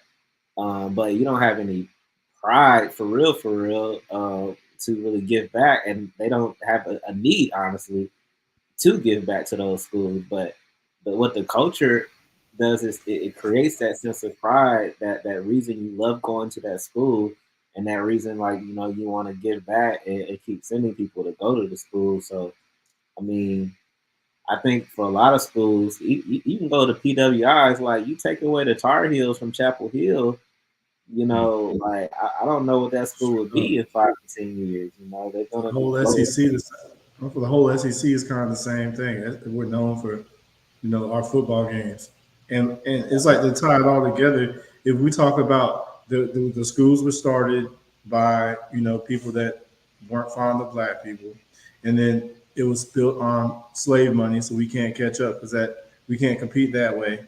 And then, like G said, they are expensive, and we can't make them any cheaper if we lose our revenue stream of sports and all that. So tying all that together, it's like it paints a pretty bleak picture. Like, yo, did you? So here's the thing about the sports part, right? Like, because Deion Sanders even talked about the cost and the expense of taking a team, travel, trying to grow, do all this stuff, like, and the fact that these smaller schools will take checks from the bigger schools to get, you know, to play in whatever the case will be, right? So it's like my thing is from a just purely economic perspective, if I'm spending a lot of money and not getting a lot in return, we can trim it. It's just that simple. Not every university has a football team. Now, will it impact appeal or whatever the case? Potentially, like, no, but if you like, it sounds crazy, but to me, it's a fundamental shift. It's like going to school to go to school.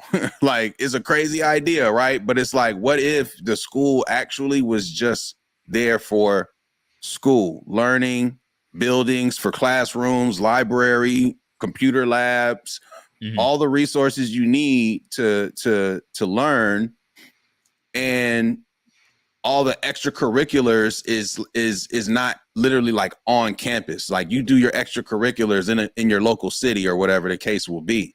You know what I'm saying? Like, that sounds like a crazy idea, right? But aren't those schools I think that funded by the it's government? almost like a my bad, Chair. Just want to hop in real quick because I think that to me, what you're saying would have to be a structural change for it to impact HBCUs inside a positive way. Just harking, like going back to what A Black just said, where, for example, the sports team at Johnson C. Smith brings in the most money pretty much within the school. So, and it's probably the biggest advertiser for the school in itself. So if you take that away, do you think that negatively or positively impacts the institution in general?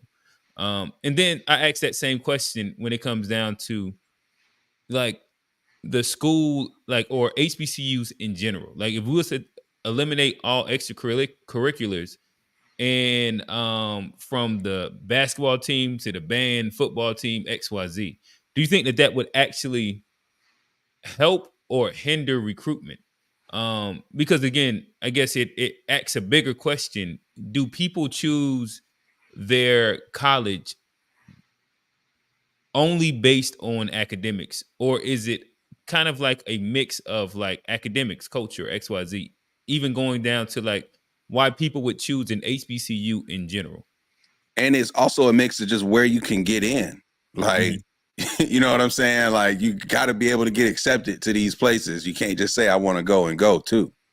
I've sat in like a lot of admissions orientations, and they give the presentations to potential and incoming students, and their main draw is we have these sports, we have these activities, we have these organizations. Like the academics, I feel like academics is what you make it, for real. It depends on how much you apply yourself as a student. You can go to CPC down here and still come out, you know, smarter and knowing more than somebody. It's because you are applying yourself, but you're not getting the culture that you're going to get at Central or A&T or even UNC Charlotte. You're not getting basketball or football games. So, you know, that's what the colleges have to sell for students. Is like, this is why you need to stay with us for 4 years, because you're going to get your education. If you want your education, you can sit on YouTube all day. You might not get no degree, but you can learn some shit if you really apply yourself. But they're selling the culture. They're selling the history of these schools. They're selling the teams. They're selling the organizations that are surrounding. Like, not only you get your education, but you're becoming a more well-rounded person by being a part of all these other things. Because education, the academic side of education, is only one facet. But education is more than books. It's schooling. You know, it's social norms. It's soft skills. It's learning how to deal in teams and teamwork. And that's what these organizations and these teams and these sports provides. Like, making you ready for the world, going into corporate America or going into any type of job and knowing how to interact with humans, you know. So they need these as selling points. Like, black schools without these things, like, it'll be it'll be real hard on us, for real. But I'm saying, I think that's a problem. That's what you're pointing out. I feel like is a problem. I know it's a reality, but I feel like that reality is a problem. But what do you think that? I guess for me, I don't think it's like explicitly a black thing though. I think that if you take away sports and organizations from a majority of colleges, they would suffer. It's only a special kind of person that wants to go to like specialty schools that only focus on schooling. Like I remember even being in high school and I got invited. Y'all are from North Carolina. Y'all might have heard of like it's a math and science camp, not camp, but math and science school. I used to work at a school of science and math. And somewhere in North Carolina, you leave during high school, so you're not even staying at home. It's kind of like you're in college. It's in Durham. It's in Durham. I used to work there. Yeah, and, I was invited to go there. I went to visit, and I'm just like, I want to go back to West Charlotte. Like, but see, okay, let's use that as an example because nobody goes there to play sports. Do they have sports teams? Yes, they do. I know some students that went there. They're very successful now. They all are paid out the ass, and so I know the benefit of it in the long run might be more lucrative, but as far as the living life aspect, that's important to people too. It's like it's hard to sell. You need that culture. You want fun. You want reprieve from just like education and like reading and math and science. Like, and it takes a special kind of person, I think, to see past that and like, nah, I don't need none of this stuff. I just need math and science, and I don't mind. So I get what you're saying too, G. Like, it might be a problem. It might be a cultural thing, for real across the board. Like for example, UNCG. Nobody goes there to go to football or basketball games. Would y'all agree? Like, you might go to a game if you're a student, but like you're not. They don't like they do have a good, I think, D1 soccer team. I think they like do some stuff like on some sports, but like when we talk about like our community, right? Like, you're not going to this school because of the sports teams, right? Like, not every school is going to be a power conference school with dynamic sports. True, but they do offer those things, and I'll also say that, dude, I had maybe one or two of my brothers. No, two of my brothers went to UNCG. And like what you often hear is like their proximity to like the HBCU does matter inside that, but their proximity, but they feel that they're getting a better education, quote unquote, as a selling point to the school as well, where you can still be adjacent and get that HBCU experience. And then I think they also have this dual like schooling thing where you could take classes on both campuses between the two. And from my understanding, that ends up being like a really big selling point for people that are going there. I think I have heard that as well. But it's like every school doesn't have to be like, I guess my thing is every kid doesn't want to be a part of that crowd. And there are a lot of kids out there who would be fine with the opportunity to go to school and go like a commuter type of school. And that's not to say these schools don't have intramural clubs and organizations and things like that, like within a school. It's just that it's not built around these, all these corporate entities within the thing, like all these corporations in the food court and all these other companies paying money to advertise on your campus and do all this stuff. It's like, if something's not working, right? Like, how many majors do these schools have? And who actually is like, why can't we make some more specialized HBCUs that just are that just are there to help you get specialized in certain things that we know are going to be important, like an MIT, for example? I'm not saying all HBCUs need to be that way, but like, what's Livingstone got to lose? What's some of these other schools got to lose? Like, trim some of that trash that nobody wants and just make it super lean and super good so that when people come there, they know at minimum, regardless of culture, they'll actually be set up to use their education in a way that's going to help them long term. And we do got one call in waiting. Okay. So I guess if I was to hop in really quickly on what you just said, do you think that that's a chicken before the egg thing? Like if we just use Livingstone as an example, if you understand what like the camp, well, you know what the campus looks like, I'm sure. Where updates to the campus in itself across the board, from the dorms to the facilities, need to be done. And so then you get into the question of how do I get these funds into the school? And then we start scratching our head and say, well, shit, these activities bring the boosters that bring in the funds to the school. Or how else are we going to get it? And then we get into the idea of like, as we was just having the conversation about, do you have to tap dance for Donald Trump or Biden's dollar? And then, like I said, it to me, it becomes a bit of a chicken and the egg conversation. Trey, it seemed like you had something to say. Right. Basically, you just said what I was going to say because initially you were comparing us to like foreign schools, but I think they have a whole different structure for how their government funds a lot of these schools. Like even I think it's like social programs where they have a higher tax rate, but that money goes to the school, so they don't have to rely on sports for their funding. So if we don't have that, then I don't think we can just create something that's competitive with a system that doesn't have the infrastructure there in place. And also, if our schools don't have the start that these other schools do with their endowments that are built on, like you said, MIT, somebody said that was like the 1860s. I forgot that. I just looked, I think 1867.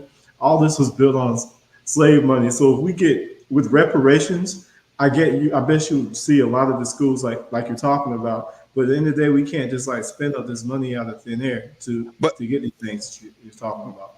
But okay, and G, wrap us up on this one. All right, bet. All these schools, a lot of them are broke as hell, and they got sports teams. That's all I'm saying. It's not like these sports teams are really cracking the bank. Like, if you are in a situation where you're actually not in financial hurt or whatever the case, like a lot of these HBCUs are struggling and they have sports teams. So if it were the case where these sports teams were actually helping pump the funds into the school, maybe a couple do have isn't those that what's programs. happening though? Isn't like the sports teams usually like one of the few profitable endeavors in this universities? How profitable is it? No, I'm not saying that it's like extremely profitable, but what I'm saying is that it's beneficial to the deficit in general. Like the school would be losing money either way. It's just making it lose less money. And it helps with recruiting, which brings in more money too. I just think, I mean, I feel we got two now. I feel where y'all are coming from, but in my opinion, it's just a different way of doing business. It's like, it's just a leaner way of doing business. It's like these things might be true in terms of how it impacts recruitment, but we just would trim fat, in my opinion. Like a lot of stuff can go. It's just not necessary. And that's how I would operate under it. Like it's one thing if the sports are like in Livingston's case, the sports clearly not helping. Like they clearly need something different. So do something different. Stop doing what you keep doing because it's not working. That's like my thought process. Damn, G, I want to keep going back and forth, but we got a couple callers. As you bring up the callers, I'll ask the panel this: is college still worth it? Should kids go get a trade instead of going to the student date? What's your thoughts? Black, we'll start with you. I'm gonna add Money T up here. Okay. Is college still worth it? I think that question is situational based. It depends on the type of person you are, how you raised, and the tools you raised with. I think in today's society, you can make it without it. There's so much education out here. You can apply yourself. You can get on YouTube. You can start businesses. You can get certifications and different things. Hey, Black, can I frame it a little bit better for you? Is it is college still worth it in the idea of pushing the Black community as a whole? If we spoke like more inside generalities instead of individualistic, is it still worth it for us to push our kids, the next generation, to go get a college degree? If we're talking as a whole, I say yes. Because education is important, and because everybody isn't self-motivated or a self-starter, and a lot of people are late bloomers. So college helps to hone a lot of people's crafts and skills and social skills. It helps to expose and introduce them to new sets of tools and knowledge. There are lots of exceptions, and like I said, that depends on how you're brought up and what you see coming up, where you can go off into the world at 18 and start your own business and be successful with it. But for the most part, I don't think across the board a lot of people are mentally there yet, and college is a good starting point for them to grow. I think it's definitely needed. Education is needed just in general. So I don't think it's completely ruled out. I think some people, like I said, you can make it without it. It's not one of those things where it's like, if you don't have a degree, you ain't gonna be shit, and you're gonna be working at McDonald's. Like, I think that is dead today. Like, if you really apply yourself, and you can learn whatever you want to without college. I just think that most people are not that determined and not that self-motivated to where they bloom a little later. It might take them 19, 20, 21 to kind of get to that point, and college helps propel you when you're surrounded by like minds and your peers. It helps to kind of propel your psyche to grow a little faster and then be ready for the world. Gotcha. Welcome back, Mr. T Money 1993. Again, let us know your thoughts on the topics. What you agree with, disagree with. This isn't your first time up here, so I ain't got to kind of run down the full rules and regulations. But yeah, T Money, talk to us. I guess I'm kind of seeing this from a lot of different sides. I think part of it, the problem isn't necessarily the schools. I think the problem is more so us and even parents of before you even get to college. I think a lot of people are not educating themselves on what they want to do, what's the potential of that job, how much you're going to make from that job. Like, it's a lot of people who are just getting degrees for jobs that are in this economic time are not going to be like successful. They're not going to make enough to make a living. So I think that's one of the biggest things. Now, as far as with sports and stuff, because I have been a college basketball coach at a small HBCU, they depended on us to have the school. Most of the school was athletes. Most of even 1 year. So once I started coaching, we kind of became one of the best basketball programs at our level. We pretty much won 3 titles in 4 years, that type of stuff. So we started bringing, of course, more people interested in sports. Now, we had a year where we had got them to agree to let most of the upperclassmen basketball players live off campus. What did they tell us the next year? Oh, we needed that money from all them guys as far as board and tuition. So they made them all move. I think the rule was, unless you was like super old, everybody had to move back into the dorm. So a lot of the smaller schools depend on the athletes' money to have a school, in my opinion. And like I said, I've seen that firsthand. But that sounds like slavery. What? That you got to live in the dorm? The school, how much?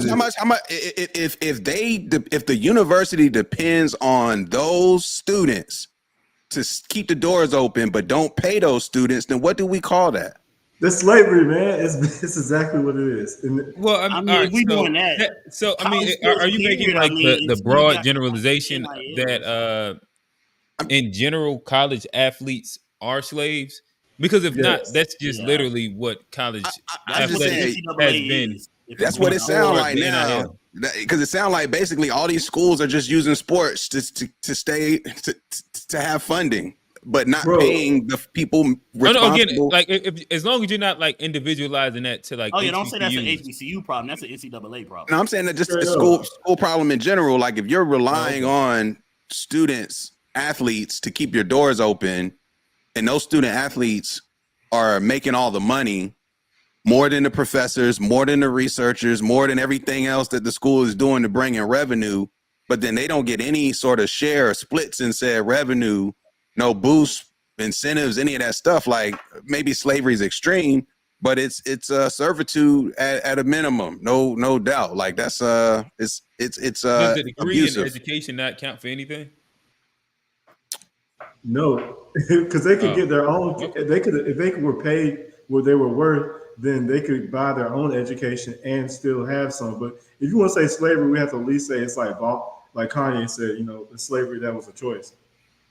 But I guess one thing I that you don't. said, Q, that I did agree with is because you know my little sister goes to UNCG now. UNCG definitely sells that whole part of our experience is that you right here near A&T and you can still get your HBCU experience while you're here. They definitely sell that because I was with her years ago at her orientation and they definitely sold that as a point. Well, you know, A&T's right here, so and they get into that argument all the time because UNCG people be trying to claim sometimes that they sort of like a HBCU. Yeah, yeah.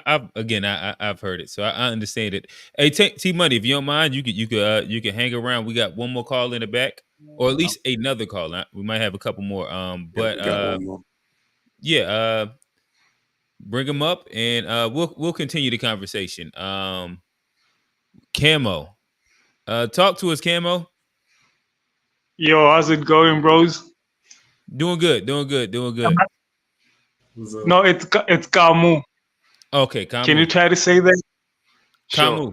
Camu. Yeah. So I want to deal with this on a more systematic level. Okay. So I have a question for you guys. Are your HBCUs funded by the government? Partially. A lot of them are to a certain degree. Most of the state schools, yes. Oh, meaning there are exceptions. It's a combination. Like some of them are funded by churches. Yeah, he said how many are exceptions. So that will go down the line of like privately owned HBCUs, right? Private schools, but they can still get government funding. Okay. The school that I So the ones they're privately funded by the church, but they also like when the government be giving them money, they do it again. So okay. So most of them are funded by the government. Those that are not are funded by the church, right? By the church are the banks, are endowments, The white banks. Yeah, white banks.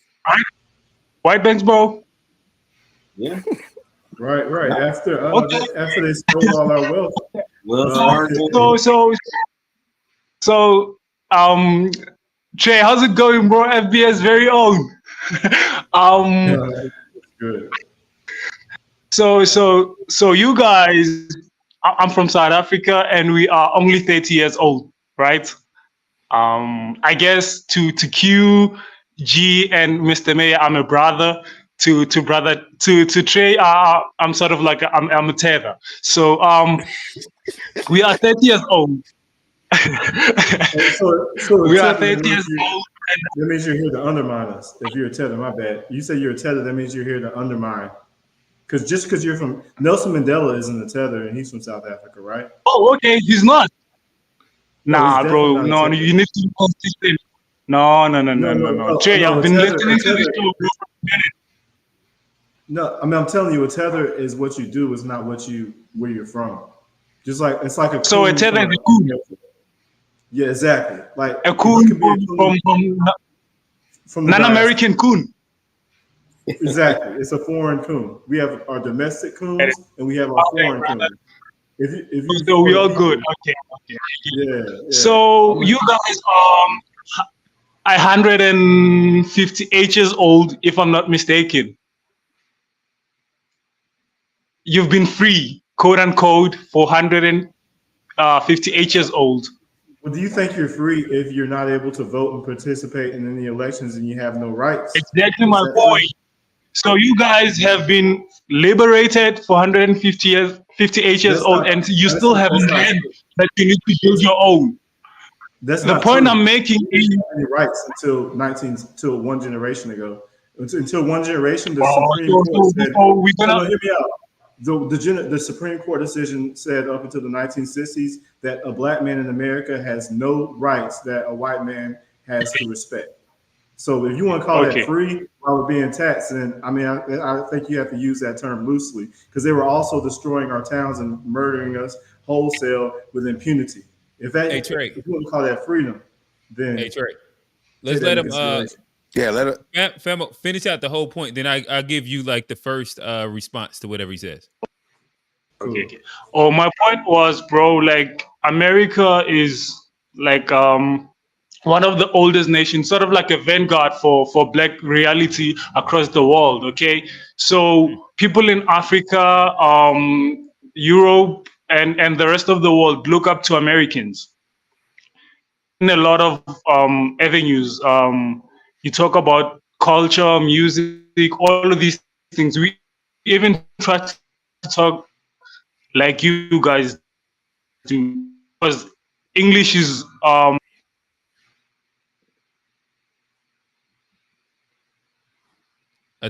Is he breaking up on your end also? Yeah. You started breaking up for a second. Yeah, we can't hear you, dog. Yeah, we can't hear you right now. Oh man. Yeah. It sounded like you. I wanted to hear what he was about to get to. It seemed like a really interesting. Man, really I know what he point. was about to say. He's about to say, y'all been free for 150 years, and look what y'all done with it. Y'all didn't really do nothing. Still can't hear you, Kamu. Well, I don't know. It sounded like he. I was interested to see because he asked very pointed questions for a reason, but I wasn't able to discern exactly where it was going to go to.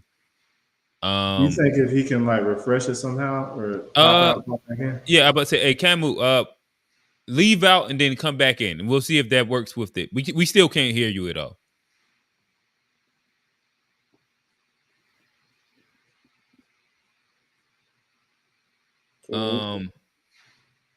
But yeah, while we're still kind of figuring it out, G, I'll let you hear your response on it. Is college still worth it? Or should kids just go get a trade? I think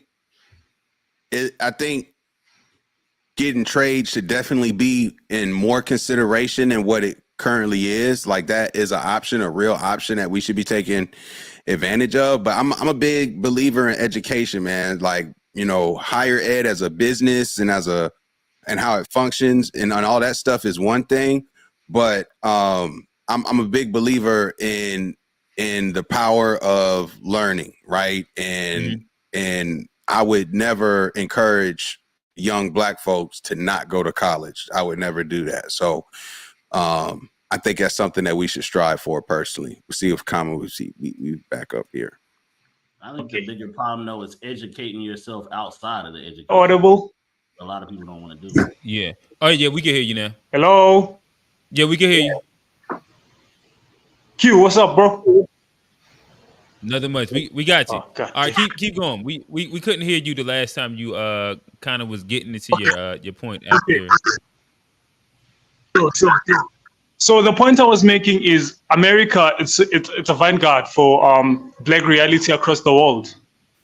So if you guys are 150 and you still don't own any institution of higher learning, that trickles down to the rest of the Black world. So if America relies on a government that they don't even Black America relies on a government that they don't even constitute a majority of for their educational survival, that sets a wrong precedence around education across the entire Black reality. So here in South Africa, we have we inherited from 1994.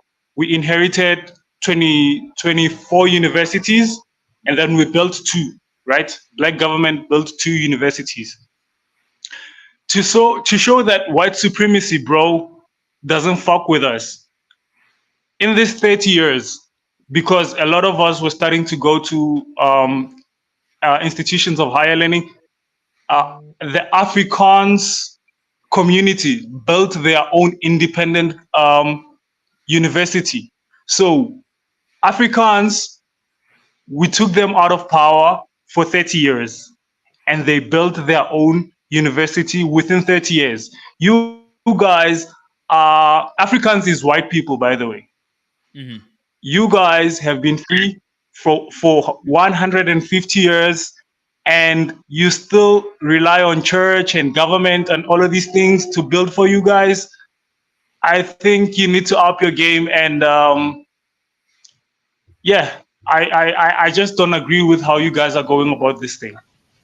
Isn't that what I just said he was going to say? He was going to say, basically, Black people, we haven't built anything because we haven't tried to. It has nothing to do with the fact that they burned down all our towns and looted and flooded all of our towns like 2 generations ago. It's because we just wanted to rely on the white man. It has nothing to do with them killing Martin Luther King, Malcolm X, and everyone else that were our writers who were working on those things. It's just because we aren't as good as, we didn't work as hard as these Africans. Even though in Africa, but let's be honest. Let's be honest, bro. Since the death of MLK, you guys haven't tried to do anything for it. Let's be honest, bro. Since MLK, you said we haven't tried to do anything for ourselves. Do you know about the mass incarceration and how the CIA put crack in our neighborhoods? That I get. Mass incarceration, Bill. Who's this guy? Bill Clinton crime bill and Joe Biden too. Yeah, sure. That I get. Where, you're not where doing in South Africa? Where in South Africa are you from? Where in South Africa? Johannesburg. Have you Johannesburg, bro? And have you? Is that where you spent all of your time? Yeah. Sure, in the hood, bro. And have you spent all of your time in Johannesburg or in South Africa? Have you been to other, say, non-African countries, for example? No, sir. I've spent my time down here. Okay. So you haven't really quite felt the Black experience in America like firsthand. That's something that you can't say that you've ever experienced. Nah, I haven't. Okay. I think when folks of the diaspora speak about Black Americans, and they don't have a lens of the Black American experience, it comes off very like I guess that would be the tether babble piece to it all, because it comes off kind of like like you give us say the compliment of you guys are the whatever you say for all of Black people, but then say you Black folks need to do better, you're not doing enough. So like, which one is it? Is it that we're the cream of the crop that everybody's looking up to set a standard for what Blackness looks like, or are you saying that we haven't done anything for ourselves? I just want to get a clarity there. Interesting. All I'm saying, bro, it's like Black Americans exist in a first world country and the country that leads the world. That's a fact. Yes. So America, bro, it's like quote unquote the land of the free, and you guys are there. So to some extent, everyone is looking up to you guys. I mean, we watch your television, we listen to your music. But wait, even your fashion. our television is not the television that you watch of black people. I'm willing to bet it's probably not black owned media. I'm willing to bet that it's not black owned media. So you might see we have BT. That's not black owned media, my brother. It's white Jewish. So that fits to my point as well. That fits to my point. How do you guys allow us to be fed garbage when you know it's not good, bro? Like that's what we get over here. This is why I say it's tough when you've never been here to feel that black experience yourself, because that is what you're pointing out is a lot of black Americans are not happy with the way our images are portrayed in this media. A lot of black folks don't like how things are ran, and they're trying to create their own independent institutions. But unfortunately, these aren't the things that get the most money and the most funding. So it's not the things that's going to get exported. But you guys are a $2 trillion people, aren't you? I think that's allegedly, but I guess there's a couple pieces to it. You did just ask the question of how could we allow that to be pushed out to the world. I think something to keep in mind is that we are still a minority in the country, a hyper minority, especially if you can in comparison to Africa. South Africa, inside where you have like your comparison point to. So with that, there is a lack of resources in which then we start speaking about our not inability, but like ownership stakes inside the companies that would allow us to push our actual image inside a light and be able to produce the things inside a specific light on a global stage. So I think that'll be kind of like one of the ways to kind of answer the question that you was asking. Two, I did want to address the Afrikaans University, I guess, statement or hypothesis that you kind of produce. I do think that it is a bit of comparing apples and oranges, right? Where, I guess that there's two different ways of looking at this. That, as you were saying, that I kind of thought through. One, do you discount the power of like quote unquote global white supremacy and the resources that does come with that? And two, no, do you ignore the idea that these Afrikaans have power and resource, or did have power and resources at a point in time, for an extended point of time, and comparing what people that have had power and resources could do inside a small amount of time in comparison to a people that have been continually stripped of power and resources, and intentionally made sure that they don't gain those things. To me, I think that it's not like a fair comparison. Love to hear your response. I hear you, bro. Thank you. I hear you, Q. It's first of all, I'm well aware of international white supremacy. And I think, and also I'm not ignorant of Black American efforts when it comes to self-determination on all those type of things. I'm aware of Tulsa. What is it? Oklahoma? Tulsa, Oklahoma. I'm aware of that, and other. That's like one example. There's a levy of those examples. There's a lot of examples. Multiple. Yeah. I'm aware of that, and I'm very sensitive to that. And the point I'm making is, Black America, bro, will not win without the rest of us, and we also will not win without the diaspora. I'm including the Caribbeans, South and Central America, and Black America. We will not win without holding hands, because white supremacy, bro, these guys here, bro, they constitute like 5% of the population, but they are very powerful because of the international link. They are linked to BlackRock, American corporations, you name them, bro. They're linked to these guys here. So Black America will never win, Brother Trey. if you don't link your struggle to ours.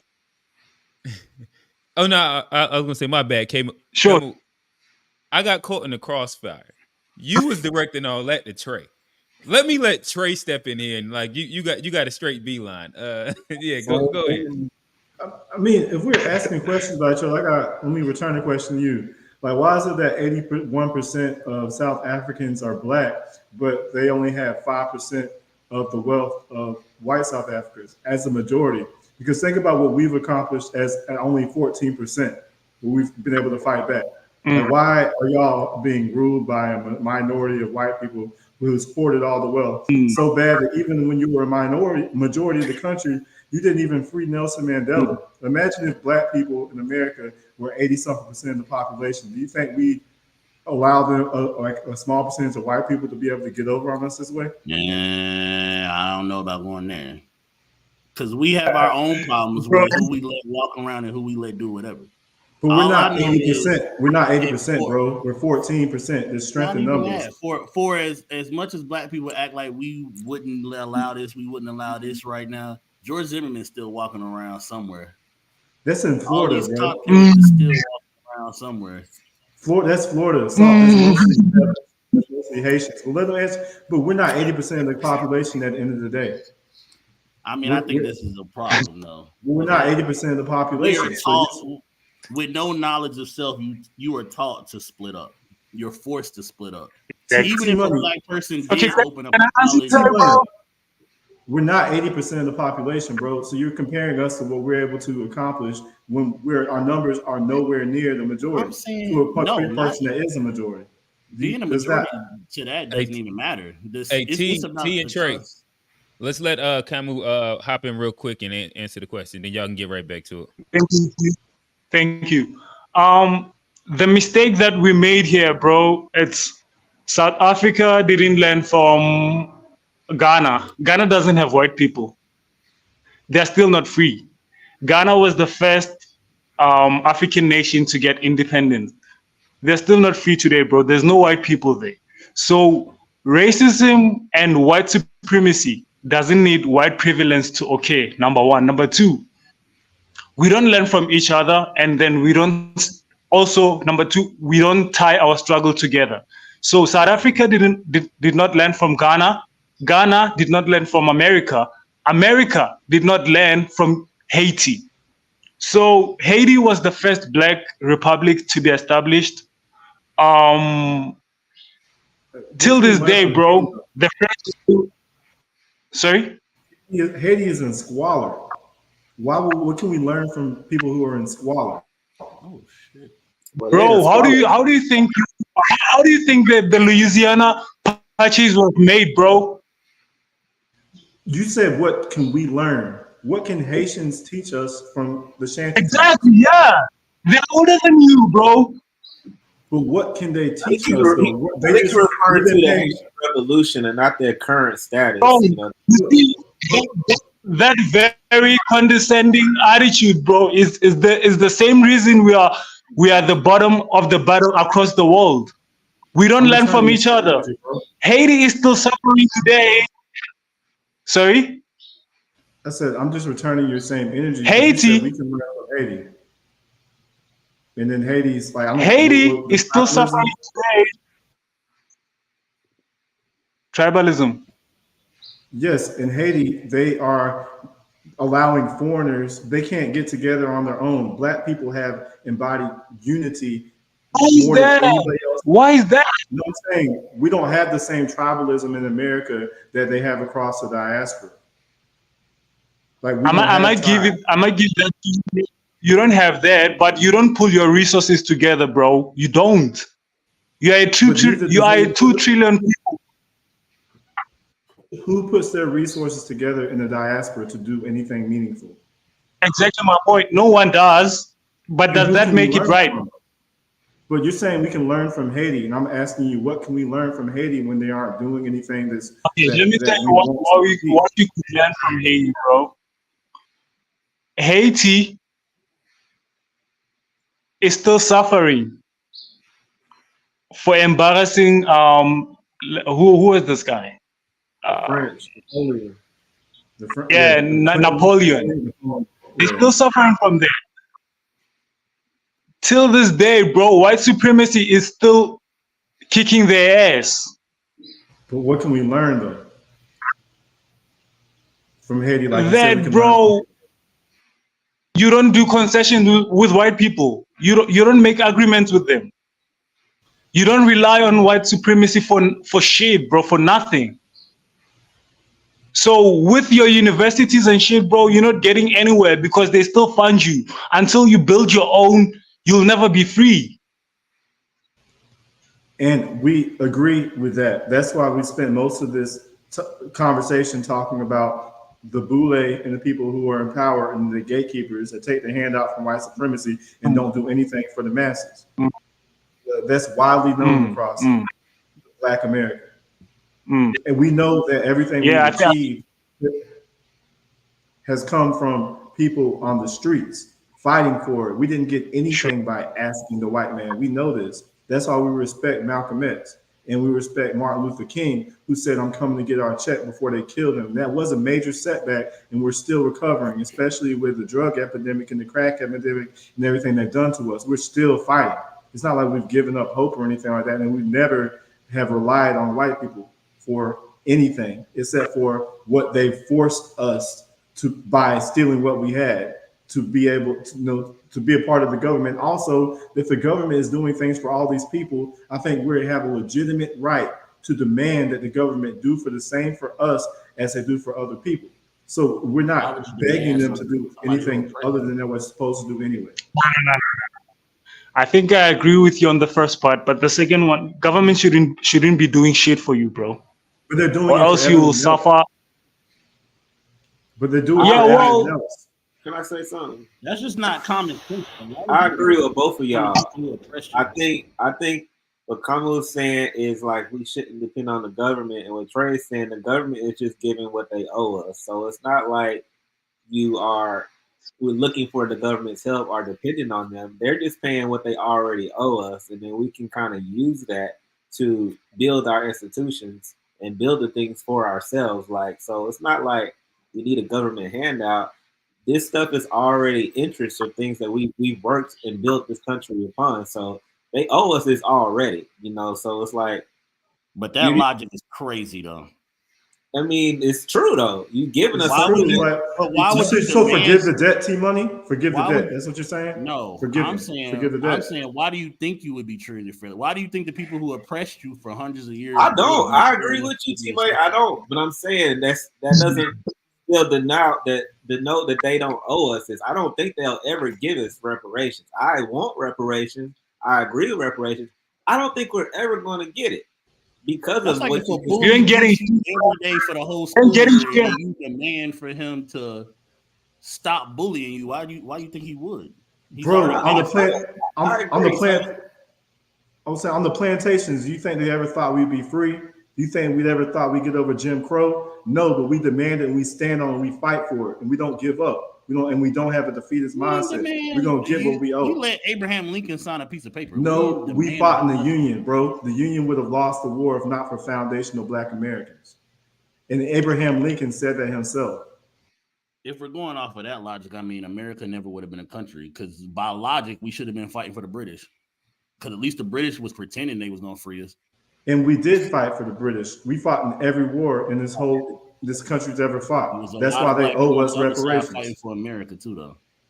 I just don't think it's smart to demand something from somebody who oppressed you. I don't think it's smart to forgive debts and forgive and forget, and then not press them to get what you're owed, and just have a defeatist mentality. I think that's called a victim mentality. When you fellas, accept your role as a really victim. Quickly. Obviously, we found our way back into a FBA versus Pan African conversation. I think it's healthy. It should have been in the first place, man. But we are at about 7 minutes left. So what I'd like to do is give everybody on the panel. We'll just kind of go clockwise to kind of give their ending statements on whether you want to go with the topic or what we are at in conversation in general. That everybody know where they can find you at, and So we'll go start from G, then we'll go to Trey, then A Black, then T Money, and Kamu will leave you with the last word. G. Yo, G, appreciate everybody joining. Make sure y'all tap into the G Shit podcast wherever you enjoy your podcasts at GSHPOD. You can search that hashtag GSHPOD and find it on all platforms. And support HBCUs, man. We know higher education has its flaws, but college is a powerful experience, and we should be promoting that, man. FBA Trey. Muted. You're muted, my boy. Well, power to the people. Peace and reparations to everyone. Hey, Black. Yeah, man. Knowledge is power. Education is key. I believe, HBCUs are very important for those who understand the Black experience. It was our only place to get educated at one point, and there's a lot of work that needs to be done that we need to share with the diaspora as well as building ourselves up. So, we all got the same enemy, whether it's here or in South Africa or in Brazil or wherever Black people have melanated skin. We have the same enemy. We need to be working together, learning from history, learning from each other's mistakes, and seeing how we can all be better. Gotcha. T1. Well, it looks like FBA. He got what you got real quick.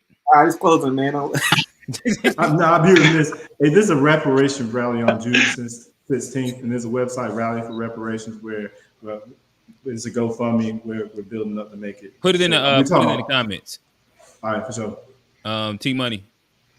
I would just say, as far as college and education, period, it's also important to educate yourself outside of the education. Too many people are dependent on the normal education system, high school, college, like people not out reading outside of that, people not learning outside of that. And to me, that's just one of the biggest issues. And another issue for me is that as a community, you have to come together, whether it's learning from you can learn from anybody. You can learn from the poorest person. You can learn from the richest person. That's just my opinion. Also, I'm almost scared to ask G, but Mr. T-Money 1993 is my YouTube channel. It's a lot of sports. That's why I'm scared to ask G, but I do other stuff on there. What you scared to ask G? Oh, about, because it's a football channel, the way he was acting about sports at HBCUs. I'm scared to ask him, check it out. Oh, I watch sports. I'm mad I didn't see what Luka did to the OKC just now, but it's all good. I still like sports. I'll fuck with the channel, no doubt. Oh yeah, no, for sure. Kamu, talk to us. South Africa zone. You said Johannesburg, right? My brothers and sisters, I'd like to say that Black America is very important.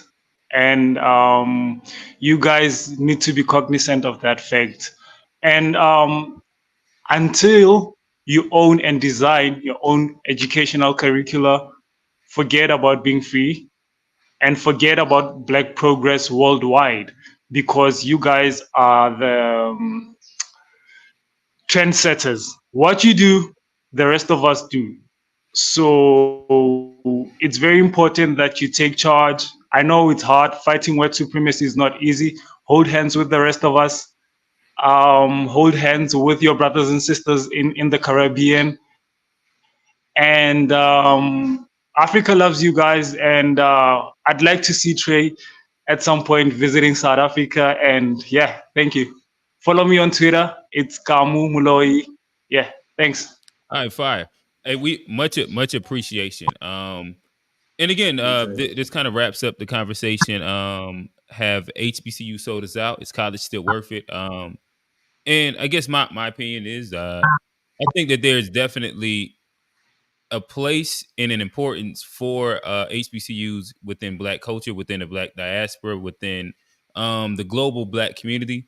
And if you just look at the numbers, you earn more. Like people over a lifetime earn more with college degrees, and I think that pushing Black kids to be competitive in the landscape of what the future looks like, and finding, I say explicitly, STEM careers is big, is major.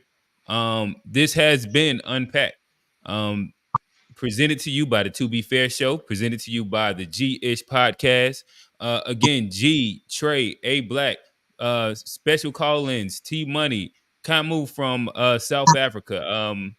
Again, find us here 9:30 next Wednesday. We'll have another fire topic for you. And that's it. Peace and love, y'all.